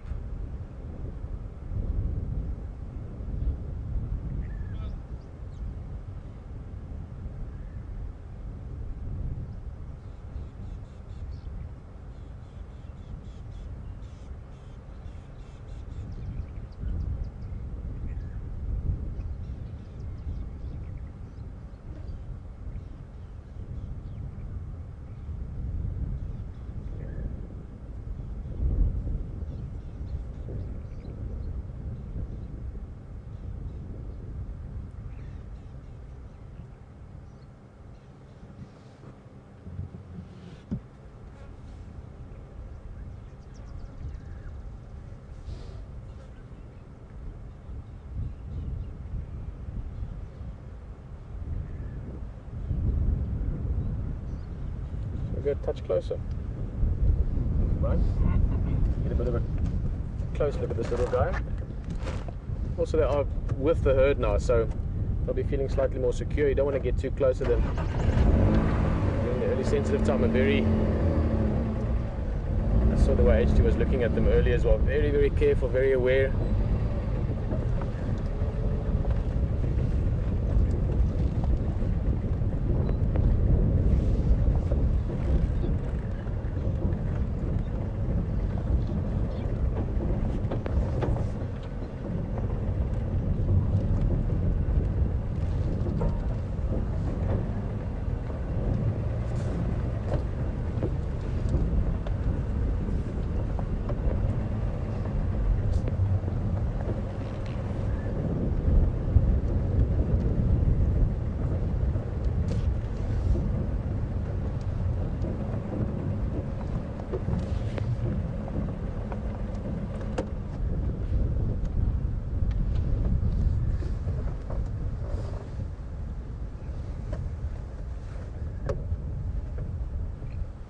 Hello Patty.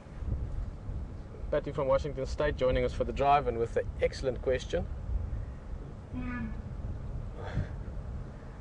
Don't know if it sounded like that little guy. Maybe it's first loud call. Patty's just asking, how will we recognize this little guy from the other ones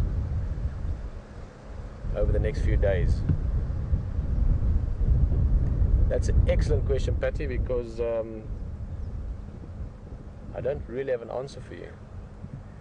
You know, sometimes you can be very lucky that the female maybe has specific markings, you know, like a horn tip that's broken or a scar or something on the shoulder. And we'll take a very careful look to see if we can find something like that. I mean, ideally we'd find something to recognize the female from.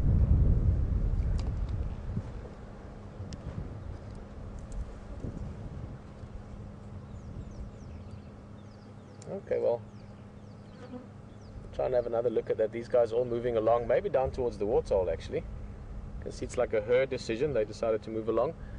We'll just mention there that you could notice a bit of a dimple near the tail earlier on this female. Well, here's another one. Is this one starting? Brian, have a look here at far left, the one with the funny horn. It looks like she might be starting. That's a bit of the center starting to come out. And that's the female. We've seen her a few days. She looks almost like a black wildebeest because she's got that dropped horn. Oh, let me see. Mike's calling me. Standing by.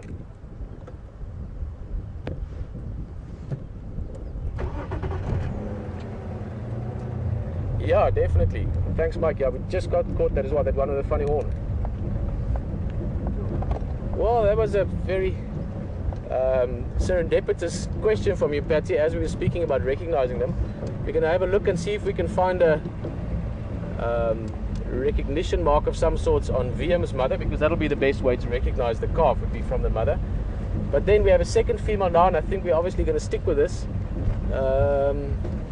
Just give her some space, but the female walking in the back, and she's got a very funny horn. Her right hand horn is sort of dropped down like that, so we'd easily be able to recognize her in future. And she's starting to give birth, so this might be the second live birth for one day. So we'll try and get us in the road here, Brian, so we're a bit more even.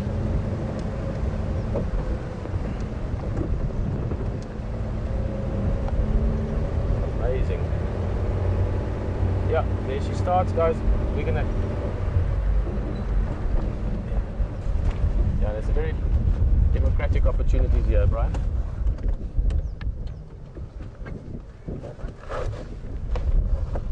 She's just laying down. We're gonna stay right where we are.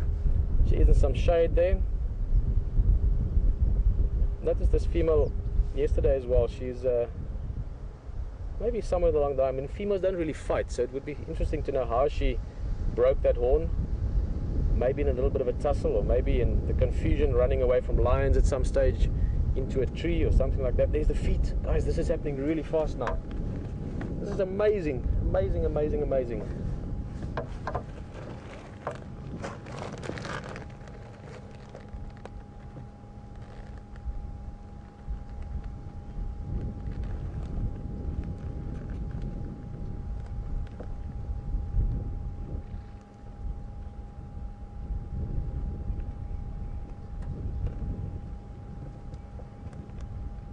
Now she obviously wants to stick with the herd.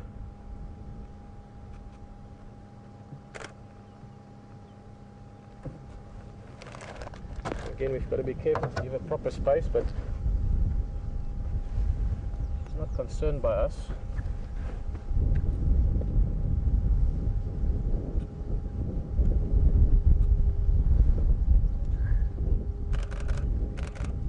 Jeez, like what's going on here? Yo, but look at all these zebra.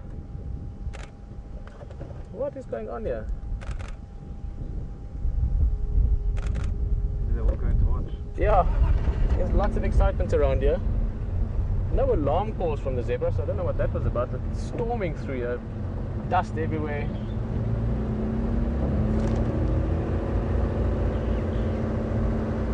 That is like they're just catching up. They're like, whoa, the wildebeest left. Come on, guys. We need numbers around us.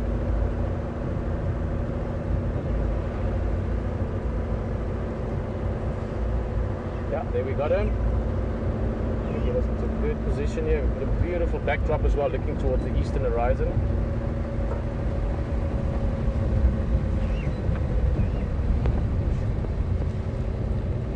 Try and preempt where she's going, so you don't have to move too much.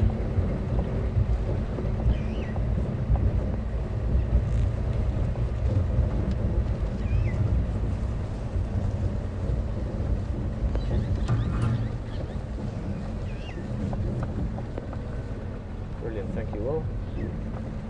A lot to be learned from the experience only in the last hour or two from the first birth.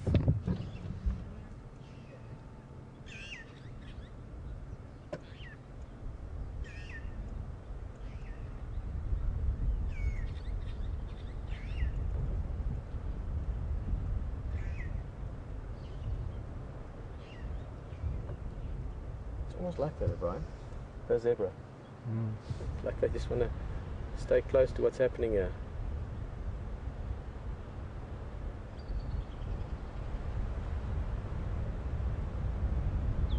Will just saying that she might lie down again, having watched the earlier one, and the contractions become quite strong. I just want to see if she does. We might move a little bit.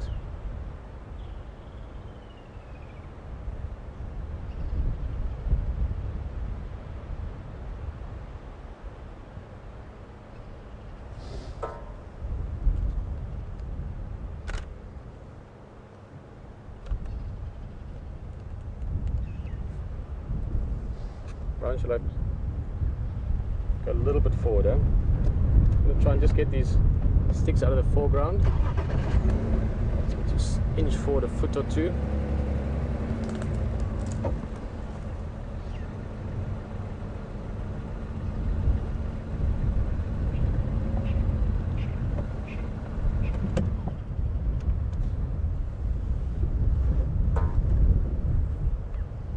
How amazing is this?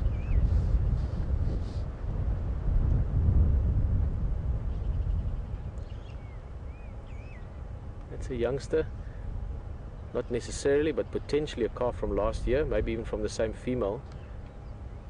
That wildebeest is about a year old. Can hear a lot of alarm calls from a squirrel in the background. Now it might just be something small. There is an eagle flying around above us, probably from that. So I don't think there's anything for this wildebeest to worry about.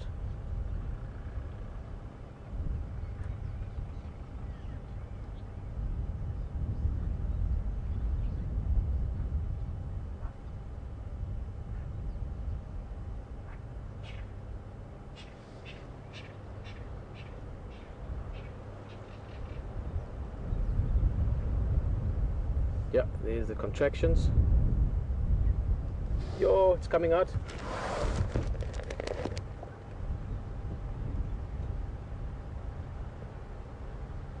Very difficult. She's got a little bit of those sort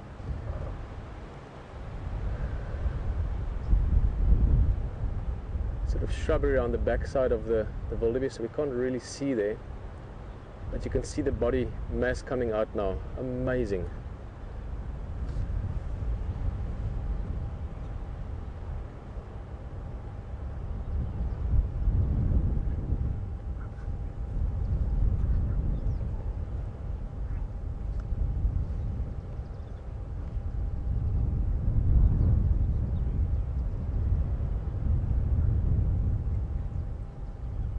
zebra just grazing in the background. There's impala close by, more wildebeest.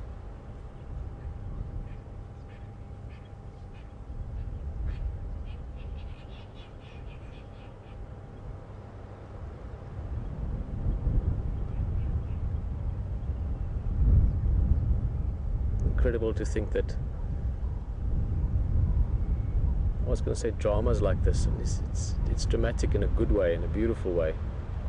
Dramas like this are playing themselves out over Africa, so many places right at this moment. Life and death and all the different things that goes with it. And such a special treat to be witness to it, to share one of those moments.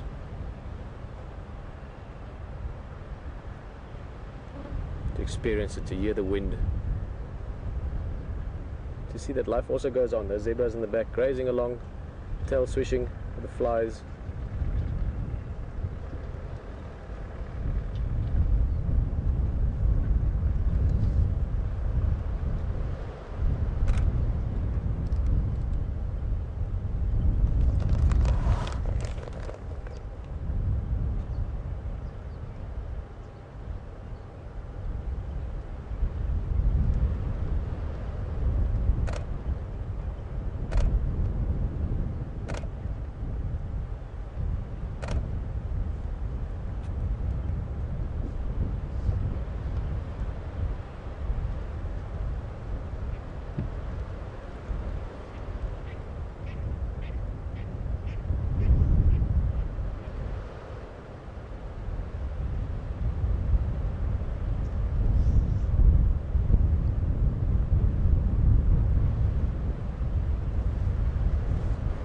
Difficult to see exactly what's going on just because of that bit of cover.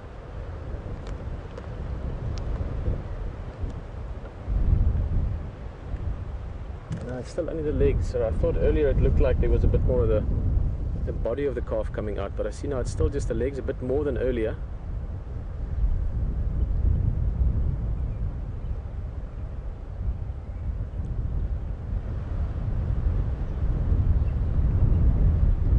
Resting a bit. I mean, this must be exhausting.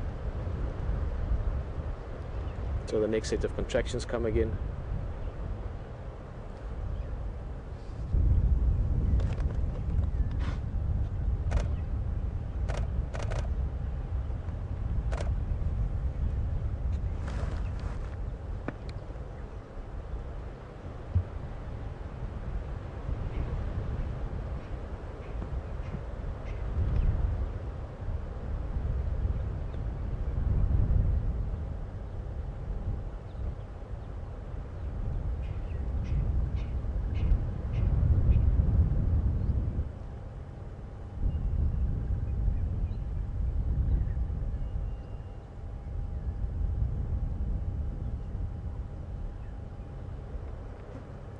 Zebras is moving along a little bit. The wildebeest have all stopped now, pretty much settling down around. You can see a few of them lying down.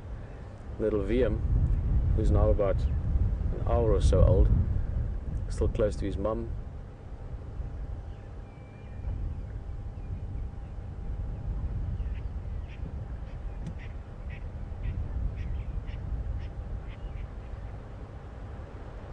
Just took a deep breath. There's another one.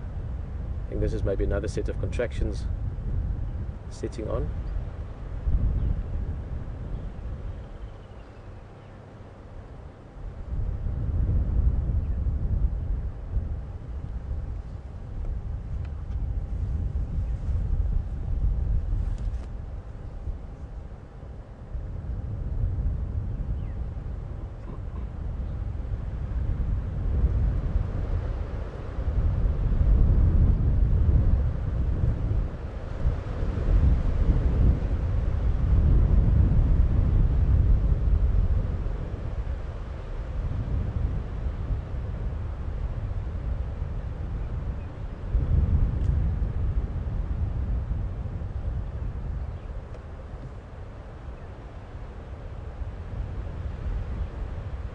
Brian, I'm just wondering, maybe let's just give it a second. I might just try and move us slightly in a better position. Just now I thought it was going to happen any minute, but I think we've got a little bit of time.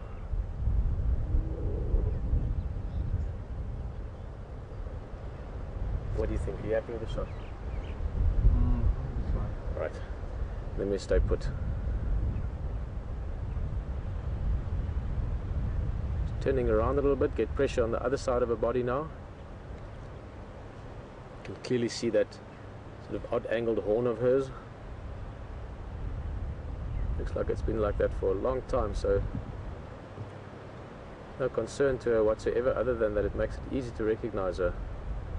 Udder's looking full of milk, so she's ready for this little guy to be in the world. Yeah, there's more coming out. I'm struggling to see. It's the feet and I think the head coming out.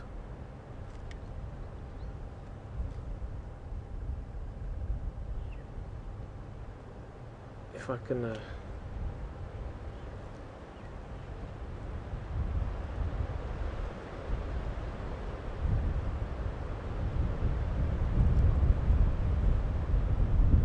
can you see there, Brian? Looks like the legs and the front of the face is coming out, but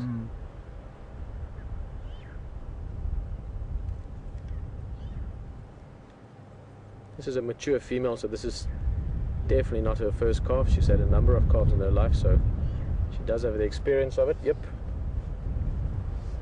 that looked like the head to me.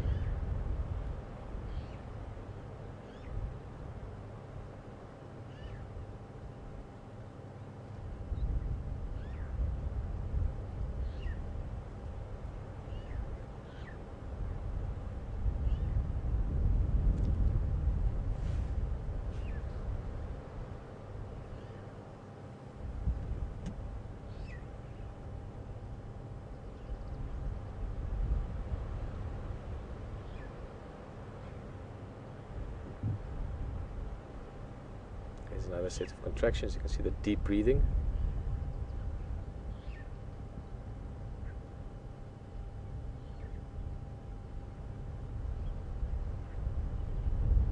There's any minute now. I mean, this could take a while still, but it could also just suddenly be over. There's one last final push and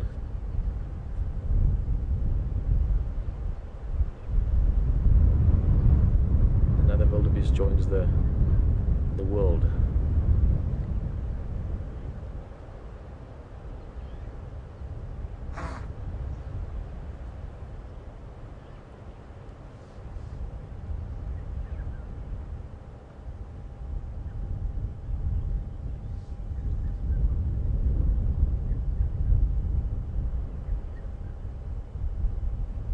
Oh, here we go.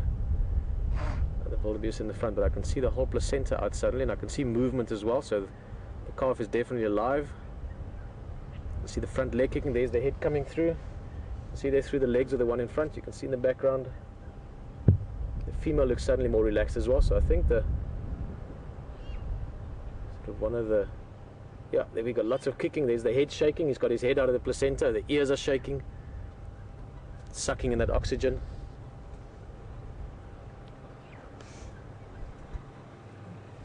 Awesome. Hey, there they go. Hey, little guy.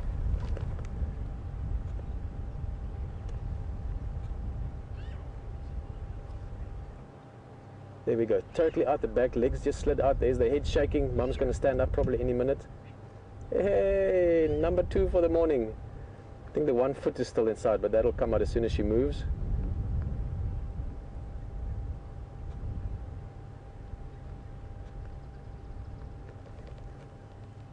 Morning, morning.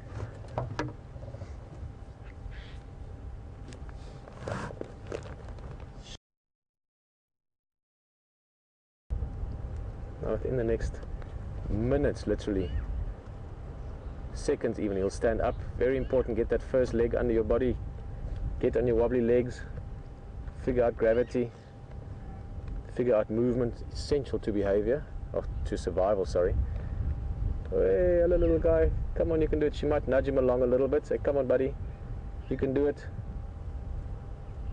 Hello. Already another one coming over to greet the new arrival.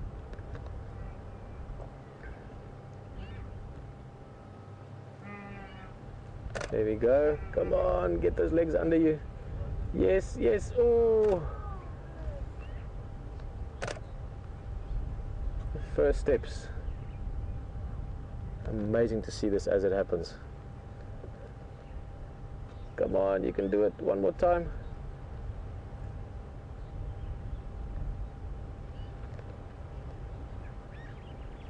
Amazing to think that up until minutes ago, an hour ago, 2 hours ago, this female was still able to walk and run around. This fully developed little guy inside her. Poor little girl. Just like that. Give birth out in the literally wild places of Africa.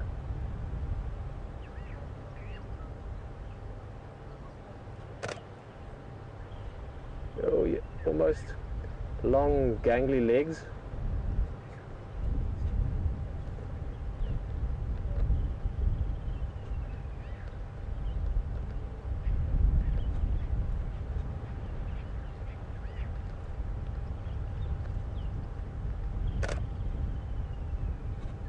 There we go. Oh, almost. Front legs under him. Yeah, no, shake the head a little bit. Don't worry, you'll get there.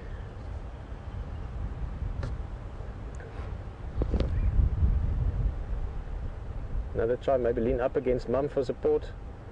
Anything for a bit of balance.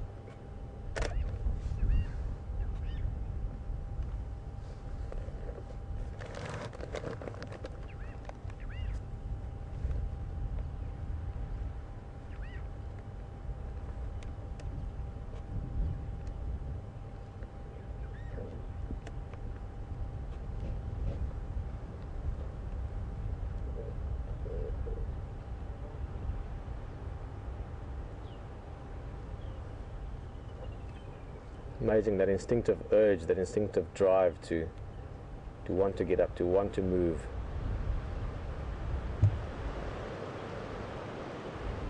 A little bit of rest, regroup.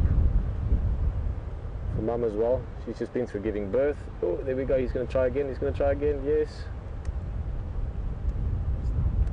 Come on, yes. Oh, yes.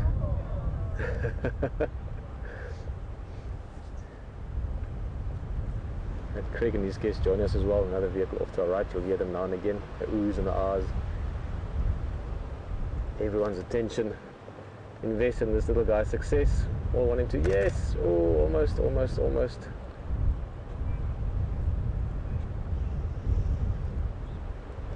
Yeah, back legs up first.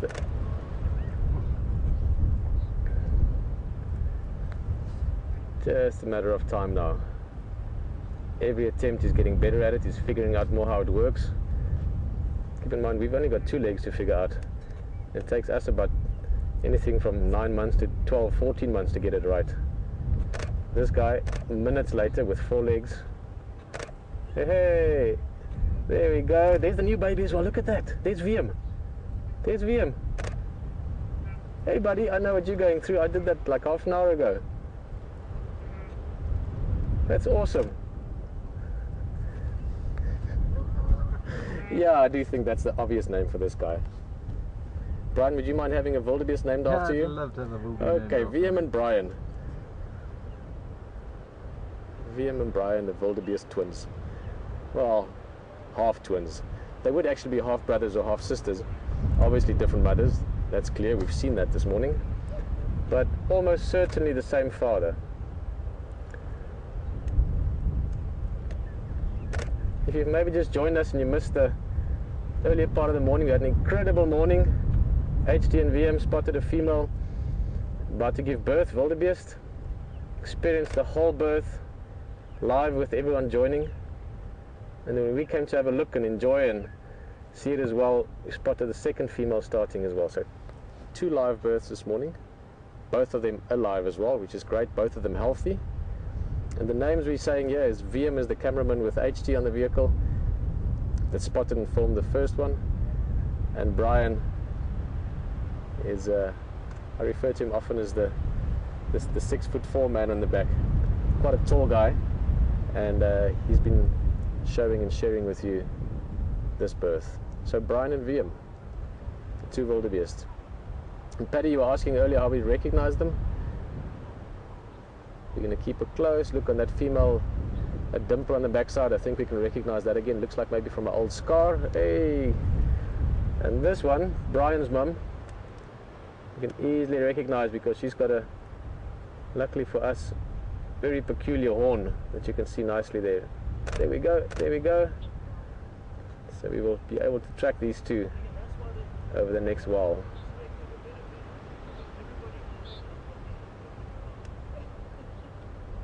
Look at the wobbly legs. Oh, there we go, first sip of milk. Oh, well, at least trying for it. Shame he's a bit cold as well. He's still wet from the afterbirth and the blood. And the wind is obviously cooling him down, but I'm sure he'll be fine. It is not that cold, it's just the wind itself. So it'll dry off quite quickly, get some warm milk in him, and then quite soon he'll be hopping around and getting blood circulating into those young muscles of his.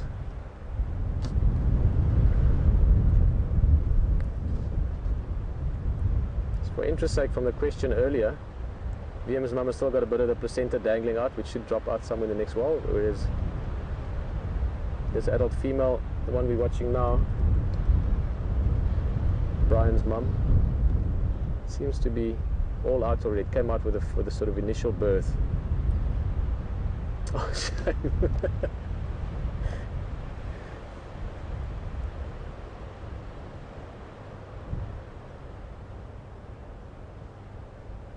He's cold.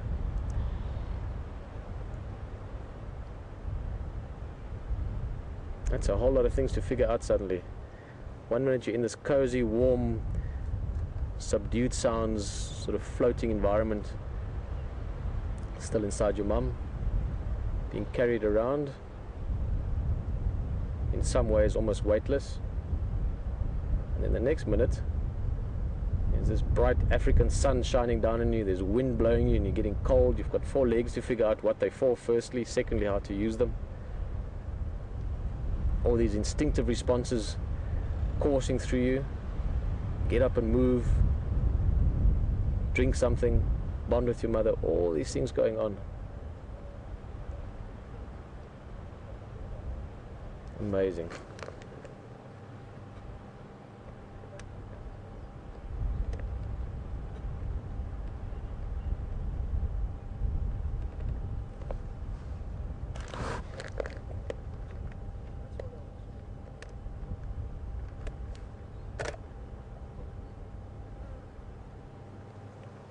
Beautiful. If you notice, our mum really keeps a close eye on him.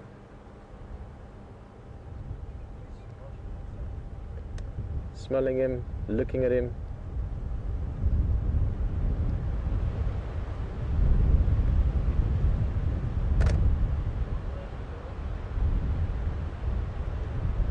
And see, he doesn't even know yet. And keep in mind, I didn't actually pay attention to the time, but we're talking less than 20 minutes since the birth, probably about 10 or 15 minutes. I've lost track of time a bit in the moments of this.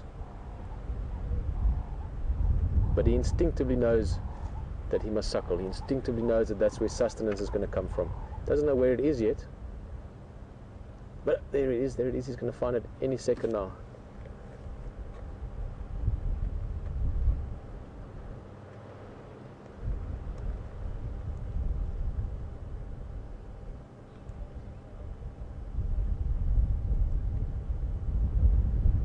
Well, here we go. If he's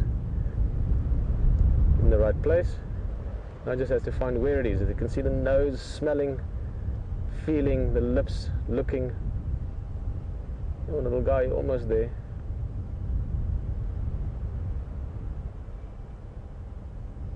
There we go. I'm just nudging him in the right direction. There we go, there we go. He's got the...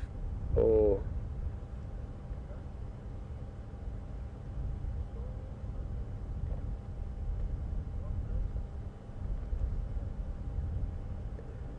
He's got it narrowed down now to the belly area, to the, there we go. I think that's actually, he's found the teat.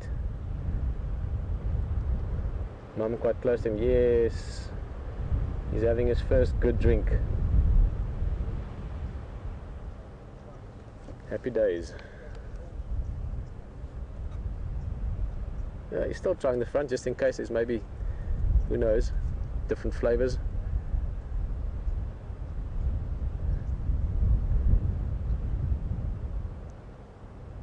But he's found the milk, he's found where it is. That's the next important step. So from birth, healthy baby, first key. Second key, get on your legs, get moving. He's done that perfectly. Mum's been very patient with him. They've been bonding. She's been smelling him and him her. And the next key aspect is get milk. The mum is very healthy. When she was busy giving birth earlier, we could see the udder at one stage. Lots of milk there, so no concern for him. He's got a healthy mum with lots of food, lots of milk for him.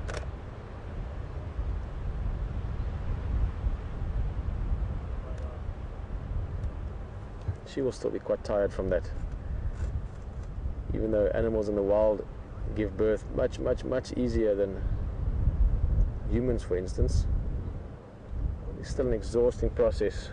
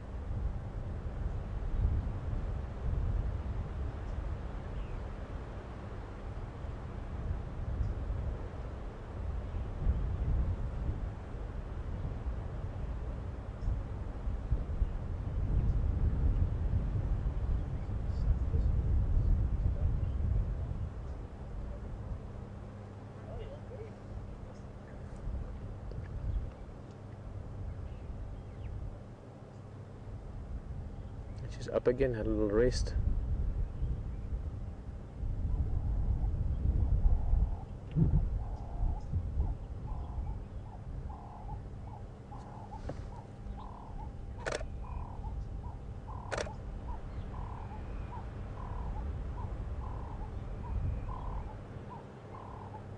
There we go. You can already see the coat starting to dry out.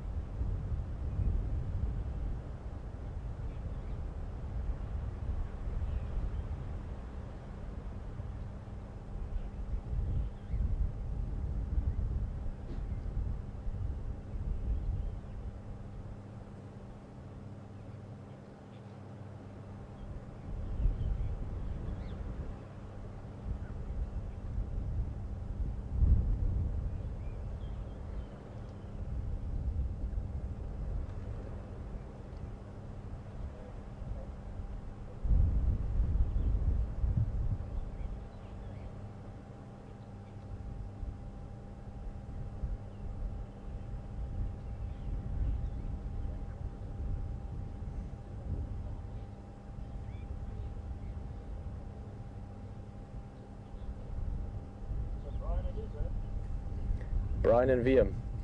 The first one, because we saw both. Okay, now pass HD and videos there. Yeah. Told you that you were this side. And you know, I tried to get you on the radio, but it didn't quite happen.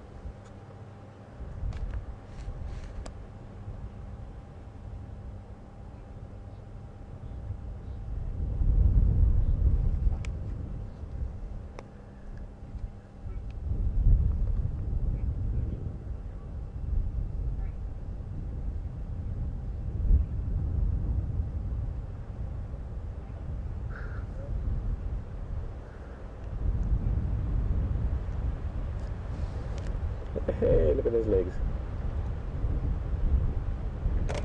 Hello, Jane. Jane out of Colorado is just asking about colostrum, whether there is colostrum and whether it's sort of after the birth or before the birth. Colostrum is sort of a highly nutritious pre-milk almost, if you want it. It's not actually the milk itself. And Jane, to be honest, I don't know about wildebeest specifically, but I do know about mammals, more specifically humans, and more specifically recently as well personally. So colostrum appears in humans quite a while before birth, weeks, actually even months before birth. It does start being there, if you want. Obviously once birth happens and once you have all the chemical inputs of the birth itself, and you know, for the mother the colostrum production will go up, and again, how long it lasts after birth, I'm not sure. It might be some days or some weeks. But the colostrum would have been there, I would guess, from you know, comparison to human behavior, would have been there already before the birth. So it's available there immediately as soon as the little calf's born, and that gives him all kinds of nutrients, and antibodies is a very big part of it as well. A very important part of the feeding process. And again, like humans, I might even think that the milk itself will change a slight variation in the composition over the next few months, and even over a feed. In other words, your milk in the beginning of a feeding until when the milk is almost finished can vary. Your protein content can vary as the milk sort of empties out of the udder.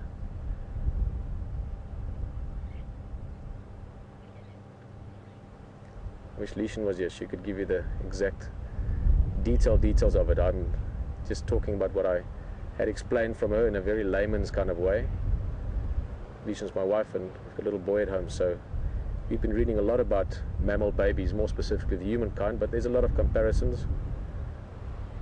The main massive difference here, of course, is that this little guy is born what's called precocial, so the development happens to a large extent before birth, so that the little guy or girl can get up and be doing what we've just witnessed, moving around within minutes of birth.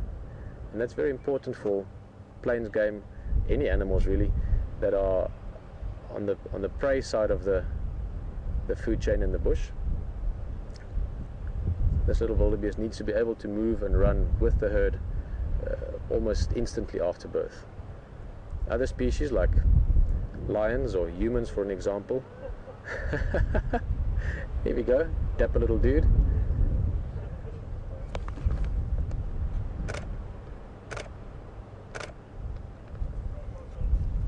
Other species are born artificially. So things like a human baby or a lion baby can be kept safe by the adults for a few days or weeks or months, even in the case of humans, a few years before they can look after themselves physically. So that's a big difference, but the rest of the mammal behavior would be similar. Yes, we have some more questions. Great.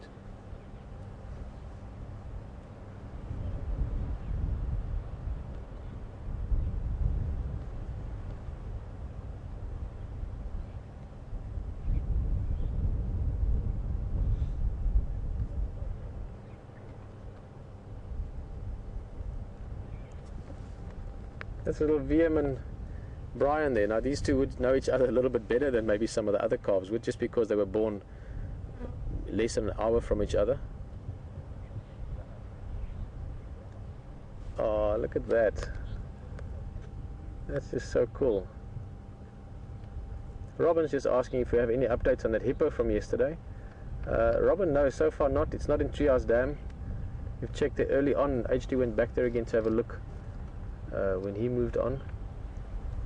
So he might have moved during the course of last night. Hippos do. They feed mainly at night, and maybe found another waterhole. We'll keep an eye out and an ear out as well. If not on our area, some of the neighboring lodges, the guides might find him and give us an update. So if we have further news, we'll let everyone know. But what a special morning.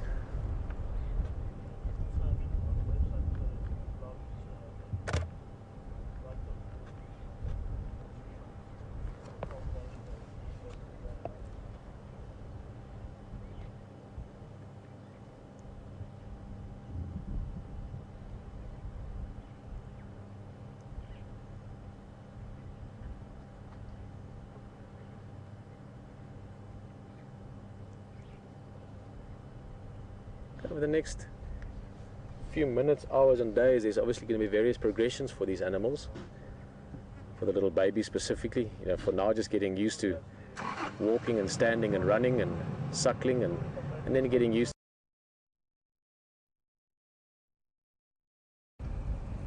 from a sort of direct mother-calf relationship. Dawn is just days. There's obviously going to be various progressions for these animals. For the little baby specifically, you know, for now just getting used to walking and standing and running and suckling, and then getting used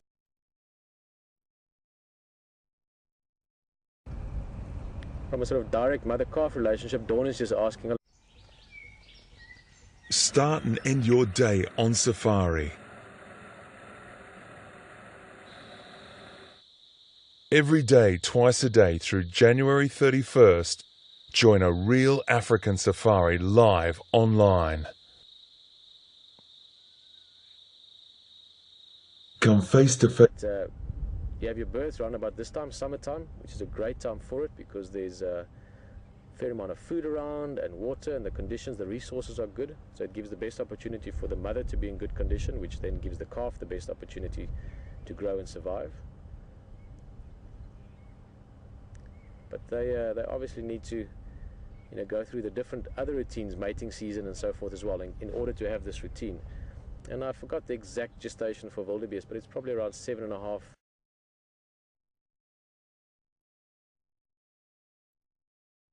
for them. So they have the little ones. 4 months later, the mother will start sort of just pushing the little one away a little bit, and also the milk will just subside because hormonally she will change as she goes into the mating season. Won't be any milk. The little guy is big enough to eat grass, and it's a very natural process that just sort of flows. It's not a dramatic sort of one morning she wakes up and says, "That's it, no more milk for you, we're taking the bottle away." It's not like that at all. It's a very natural progression of both mother and calf. Mating season, and then she carries the next one again until next year around about this time. Hopefully we'll be here to witness something as miraculous and as special as this again.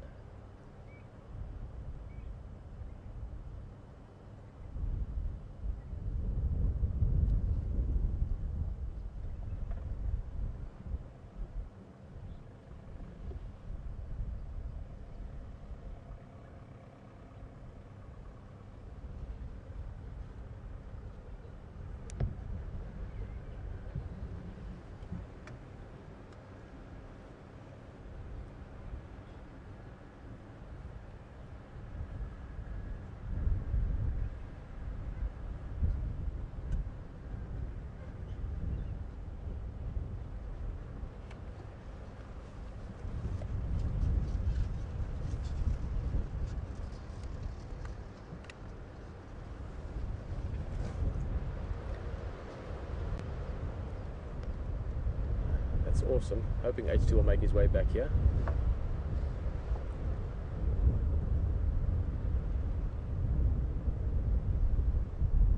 It's been a wildebeest morning. There's little Brian again.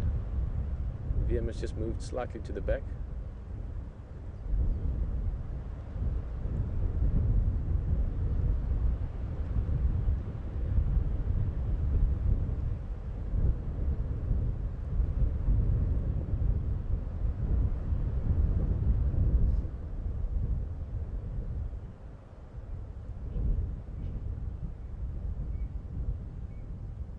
glad to see he's not shaking anymore. I was feeling so sorry for him earlier, shaking like a leaf literally with the wind blowing him, cooling him down.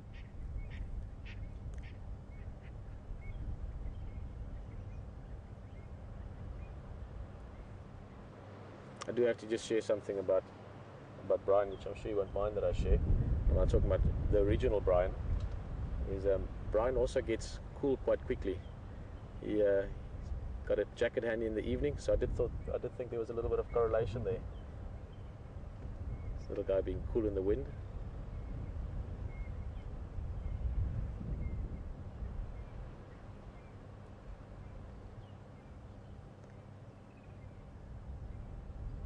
There we can see both the newborns standing almost close together.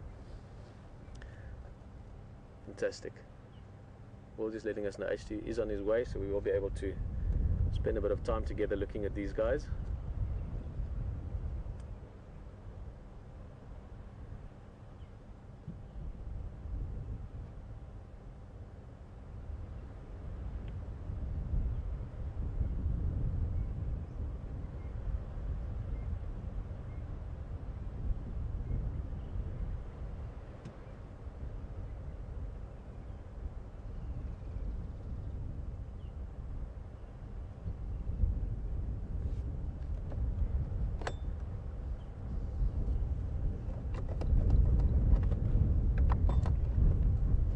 Call on the radio quickly. HT again. Yeah, Hayden, we're not far from where we were earlier, and if you take that little track, the way you're coming up now, just straight over, sort of past the rain shelter area, you'll see us off to the right hand side. Both Brian and VM are standing close together here.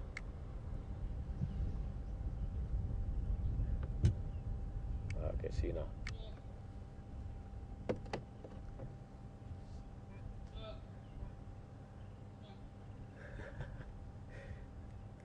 If your calls there as well, I don't know if you can hear that. Great, so you could just hear that. Also important, Mum will recognize that call, so him and Mum will recognize each other's calls, obviously smells, and I'm sure also recognize each other physically, visually. I'm sure in wildebeest look at us, we all look the same to them. I'm sure amongst themselves they can recognize each other. Also with wildebeest you do get your core herds or your core groups. The males aren't permanently with the herd, so it's not like zebra where you've got a stallion and a fixed harem of females that move around together. With wildebeest, you get your breeding herds and then you get your bulls that are territorial, so they each have an area. Depending on how good that area is in terms of resources, grazing, openness, in terms of safety, water access, the better the bull, the better the areas that he has, the more often he will attract females there. So within a herd like this, it is not impossible, in fact it's quite likely, that there might be a couple of different bulls that have fathered youngsters. Not too many, because a good bull in a good area will keep in herd with him often for quite a few or even many days. So these two little guys, two young wildebeest that we saw born this morning, the fact that they will be brothers or sisters to each other is very, very likely. Or what I mean, half brother, half sister. Because if they're born so close together, they would have been conceived also possibly within the same day or two of each other, which means they would have been with the same territorial bull. That's a bit of a long explanation, but to give you the idea that this is a group that know each other well, coming back to being able to recognize each other visually, but also from sound and from smell. But the bull that's with the herd is not necessarily the bull that will be with the herd all the time.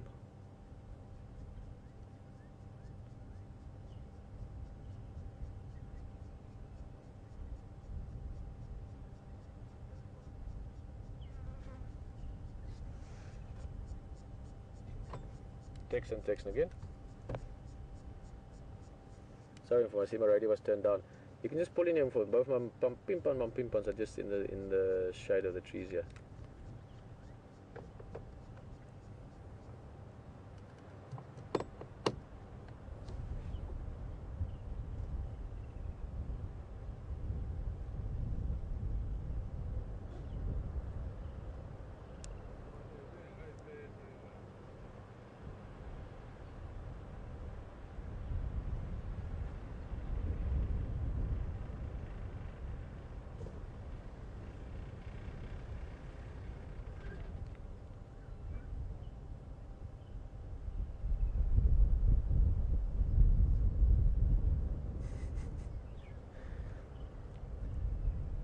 Literally every passing second he's getting better at moving around and more balanced.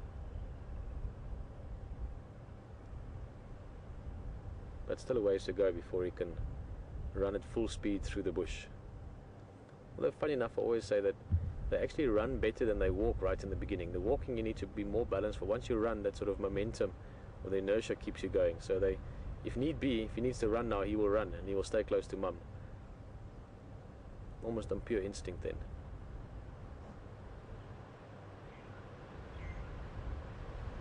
I always find that amazing. Instinct. Interesting word. Interesting energy that it describes. I'm trying to think, how do you describe what instinct describes? But it's amazing to think that there is this genetic knowledge almost built into the very DNA strands, if you want, of that animal, to want to move, to want to stand, to suck in that first breath, close your eyes if the light is too bright. All these instinctive and reflexive, or reflexive, Brian? Reflect as a reflex? Yep. You know what I mean. Instinctive behavior and behavior which are reflexes. I just always find that amazing. Something I don't understand much of. But over the last many years I have learned a little bit more about the amazing codes and information that is kept in the very building blocks of life. I'm not smart enough for that. You need the really big brains like that. But Leishan has told me and explained some of it to me. She's a geneticist by background and PhD specifically in genetic engineering. It's phenomenal to think that all this information evolving over thousands and hundreds of thousands of years, millions of years even, can get passed on from one generation to the next. You get your learned behavior, that'll come later. I find it incredible the things that life just knows.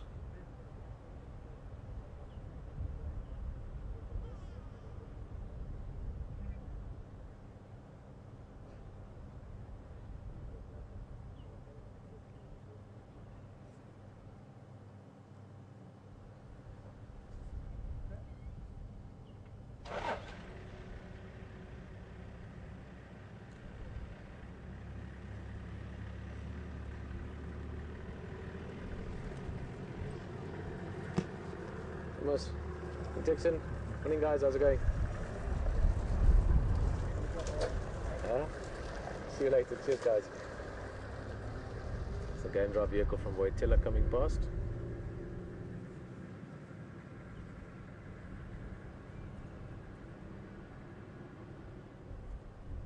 I still see them bright redder than umbilical cord.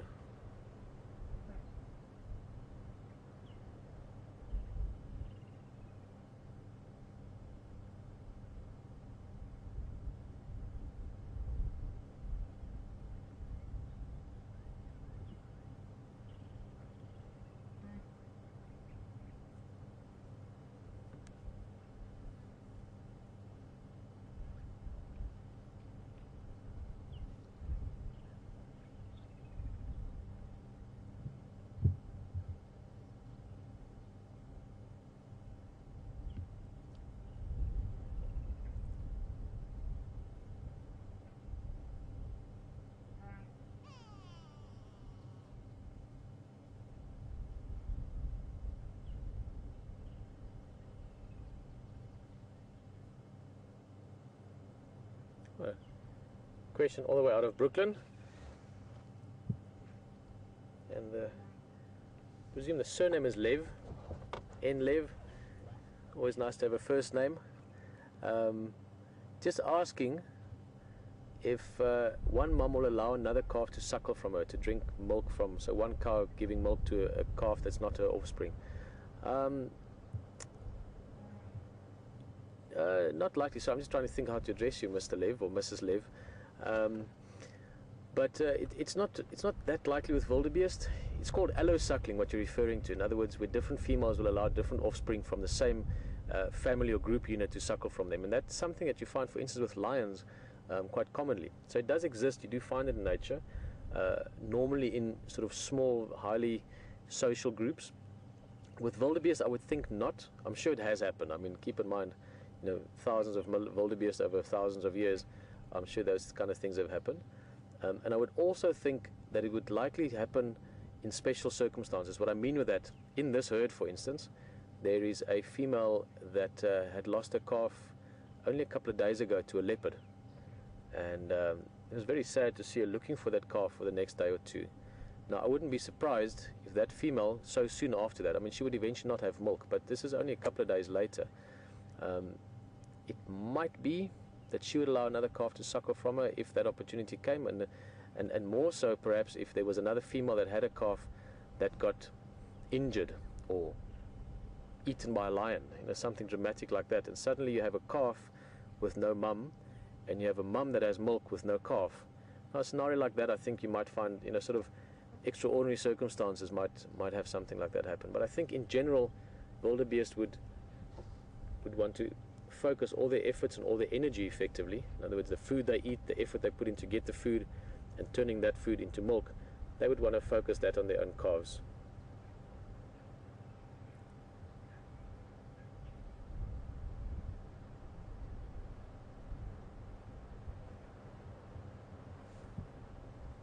That's interesting actually. That calf there now, that's Brian, but he is with VM's mum. And he was actually sniffing there, trying to get to her milk. Now this exactly answers your question from earlier. Now the other female is not being aggressive, but giving a little bit of a nudge of the horns, saying, wait, you're at the wrong place here. But it wasn't a severe sort of get rid of, you know, chasing him off.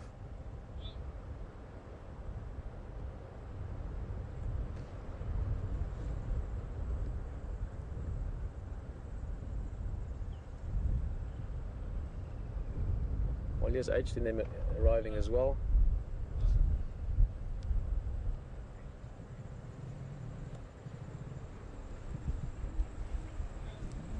Alright, you can just hear the little call there from the youngster.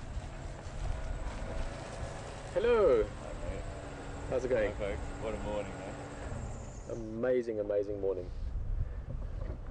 Incredible stuff. Absolutely, absolutely. And yeah, Brian and VM. Brian and VM, welcome to the world. And it's been quite a morning. I'm going to have to try and get closer, mate. Yeah, if you want to move around that side. They've actually just started moving now as well. Both of them are sort of moving around. Well, let me move. Let's do a little thing like this. Move slightly.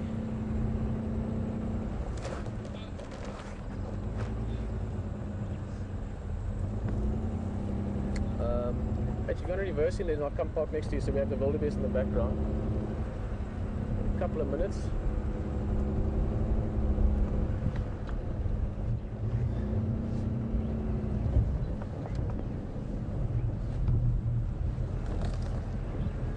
This is called the Land Rover dance. Nice. I wish you can go a bit more. So we put just a dead tree in front of the wildebeest. Sure. You go like.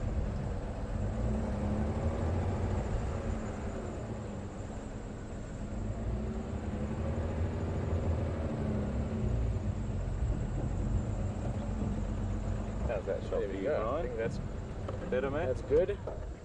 We gave Brian a big tree in the way there, didn't we? Wow, what an incredible morning, folks, eh? That's good stuff, huh? Right? I'm really excited about that. That was just an opportunity to see something magical, and we've seen lots of magical things in the past few weeks, but that one's got be right at the top of the list. Again, like with the wild dogs the other day I was saying earlier, I mean, you could spend many years doing this every day Yeah. and never see it. never mind twice. So yeah, no, that's what it's about, is experiencing these magical moments in the bush. And I said to everyone watching before, Pete, about you have to pinch yourself sometimes, don't you? Because I've done documentaries before like this where you'll film some incredible stuff and then you take it back to, you know, an edit suite and you make up this beautiful documentary, but which are all fantastic as well. But this reality of bringing it to people live as it's happening, right from South Africa into their living rooms or into their. Yesterday it was a hairdressing salon. Yeah, it's quite cool. And it's just incredible where people can watch this on their own devices. It's a fantastic thing. Beautiful thing to share. I tend to think of it more and more, even that people actually join us here, so that we can bring people out of the salon into the bush, and right into this space with us. So look at that little guy there. There we go. That's Brian. That's Brian. How are we going to recognise these guys? That's my worry. Tomorrow morning when we come out and we try and recognise Brian and it's not Wiem, it's Wiem the Beast. Wiem the Beast, all right. Well, Brian's mum, luckily, and we've got almost no time left. There's Brian with her now. She's got that little funny horn, so we can recognise her easily.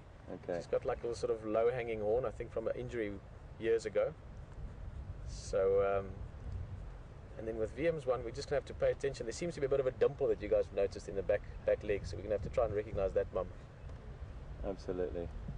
But just for myself quickly, I'm going to let HC say goodbye. He started this morning with the wildebeest. This was amazing, really awesome as always, and fantastic to be able to share it live with you from wherever in the world you are joining us.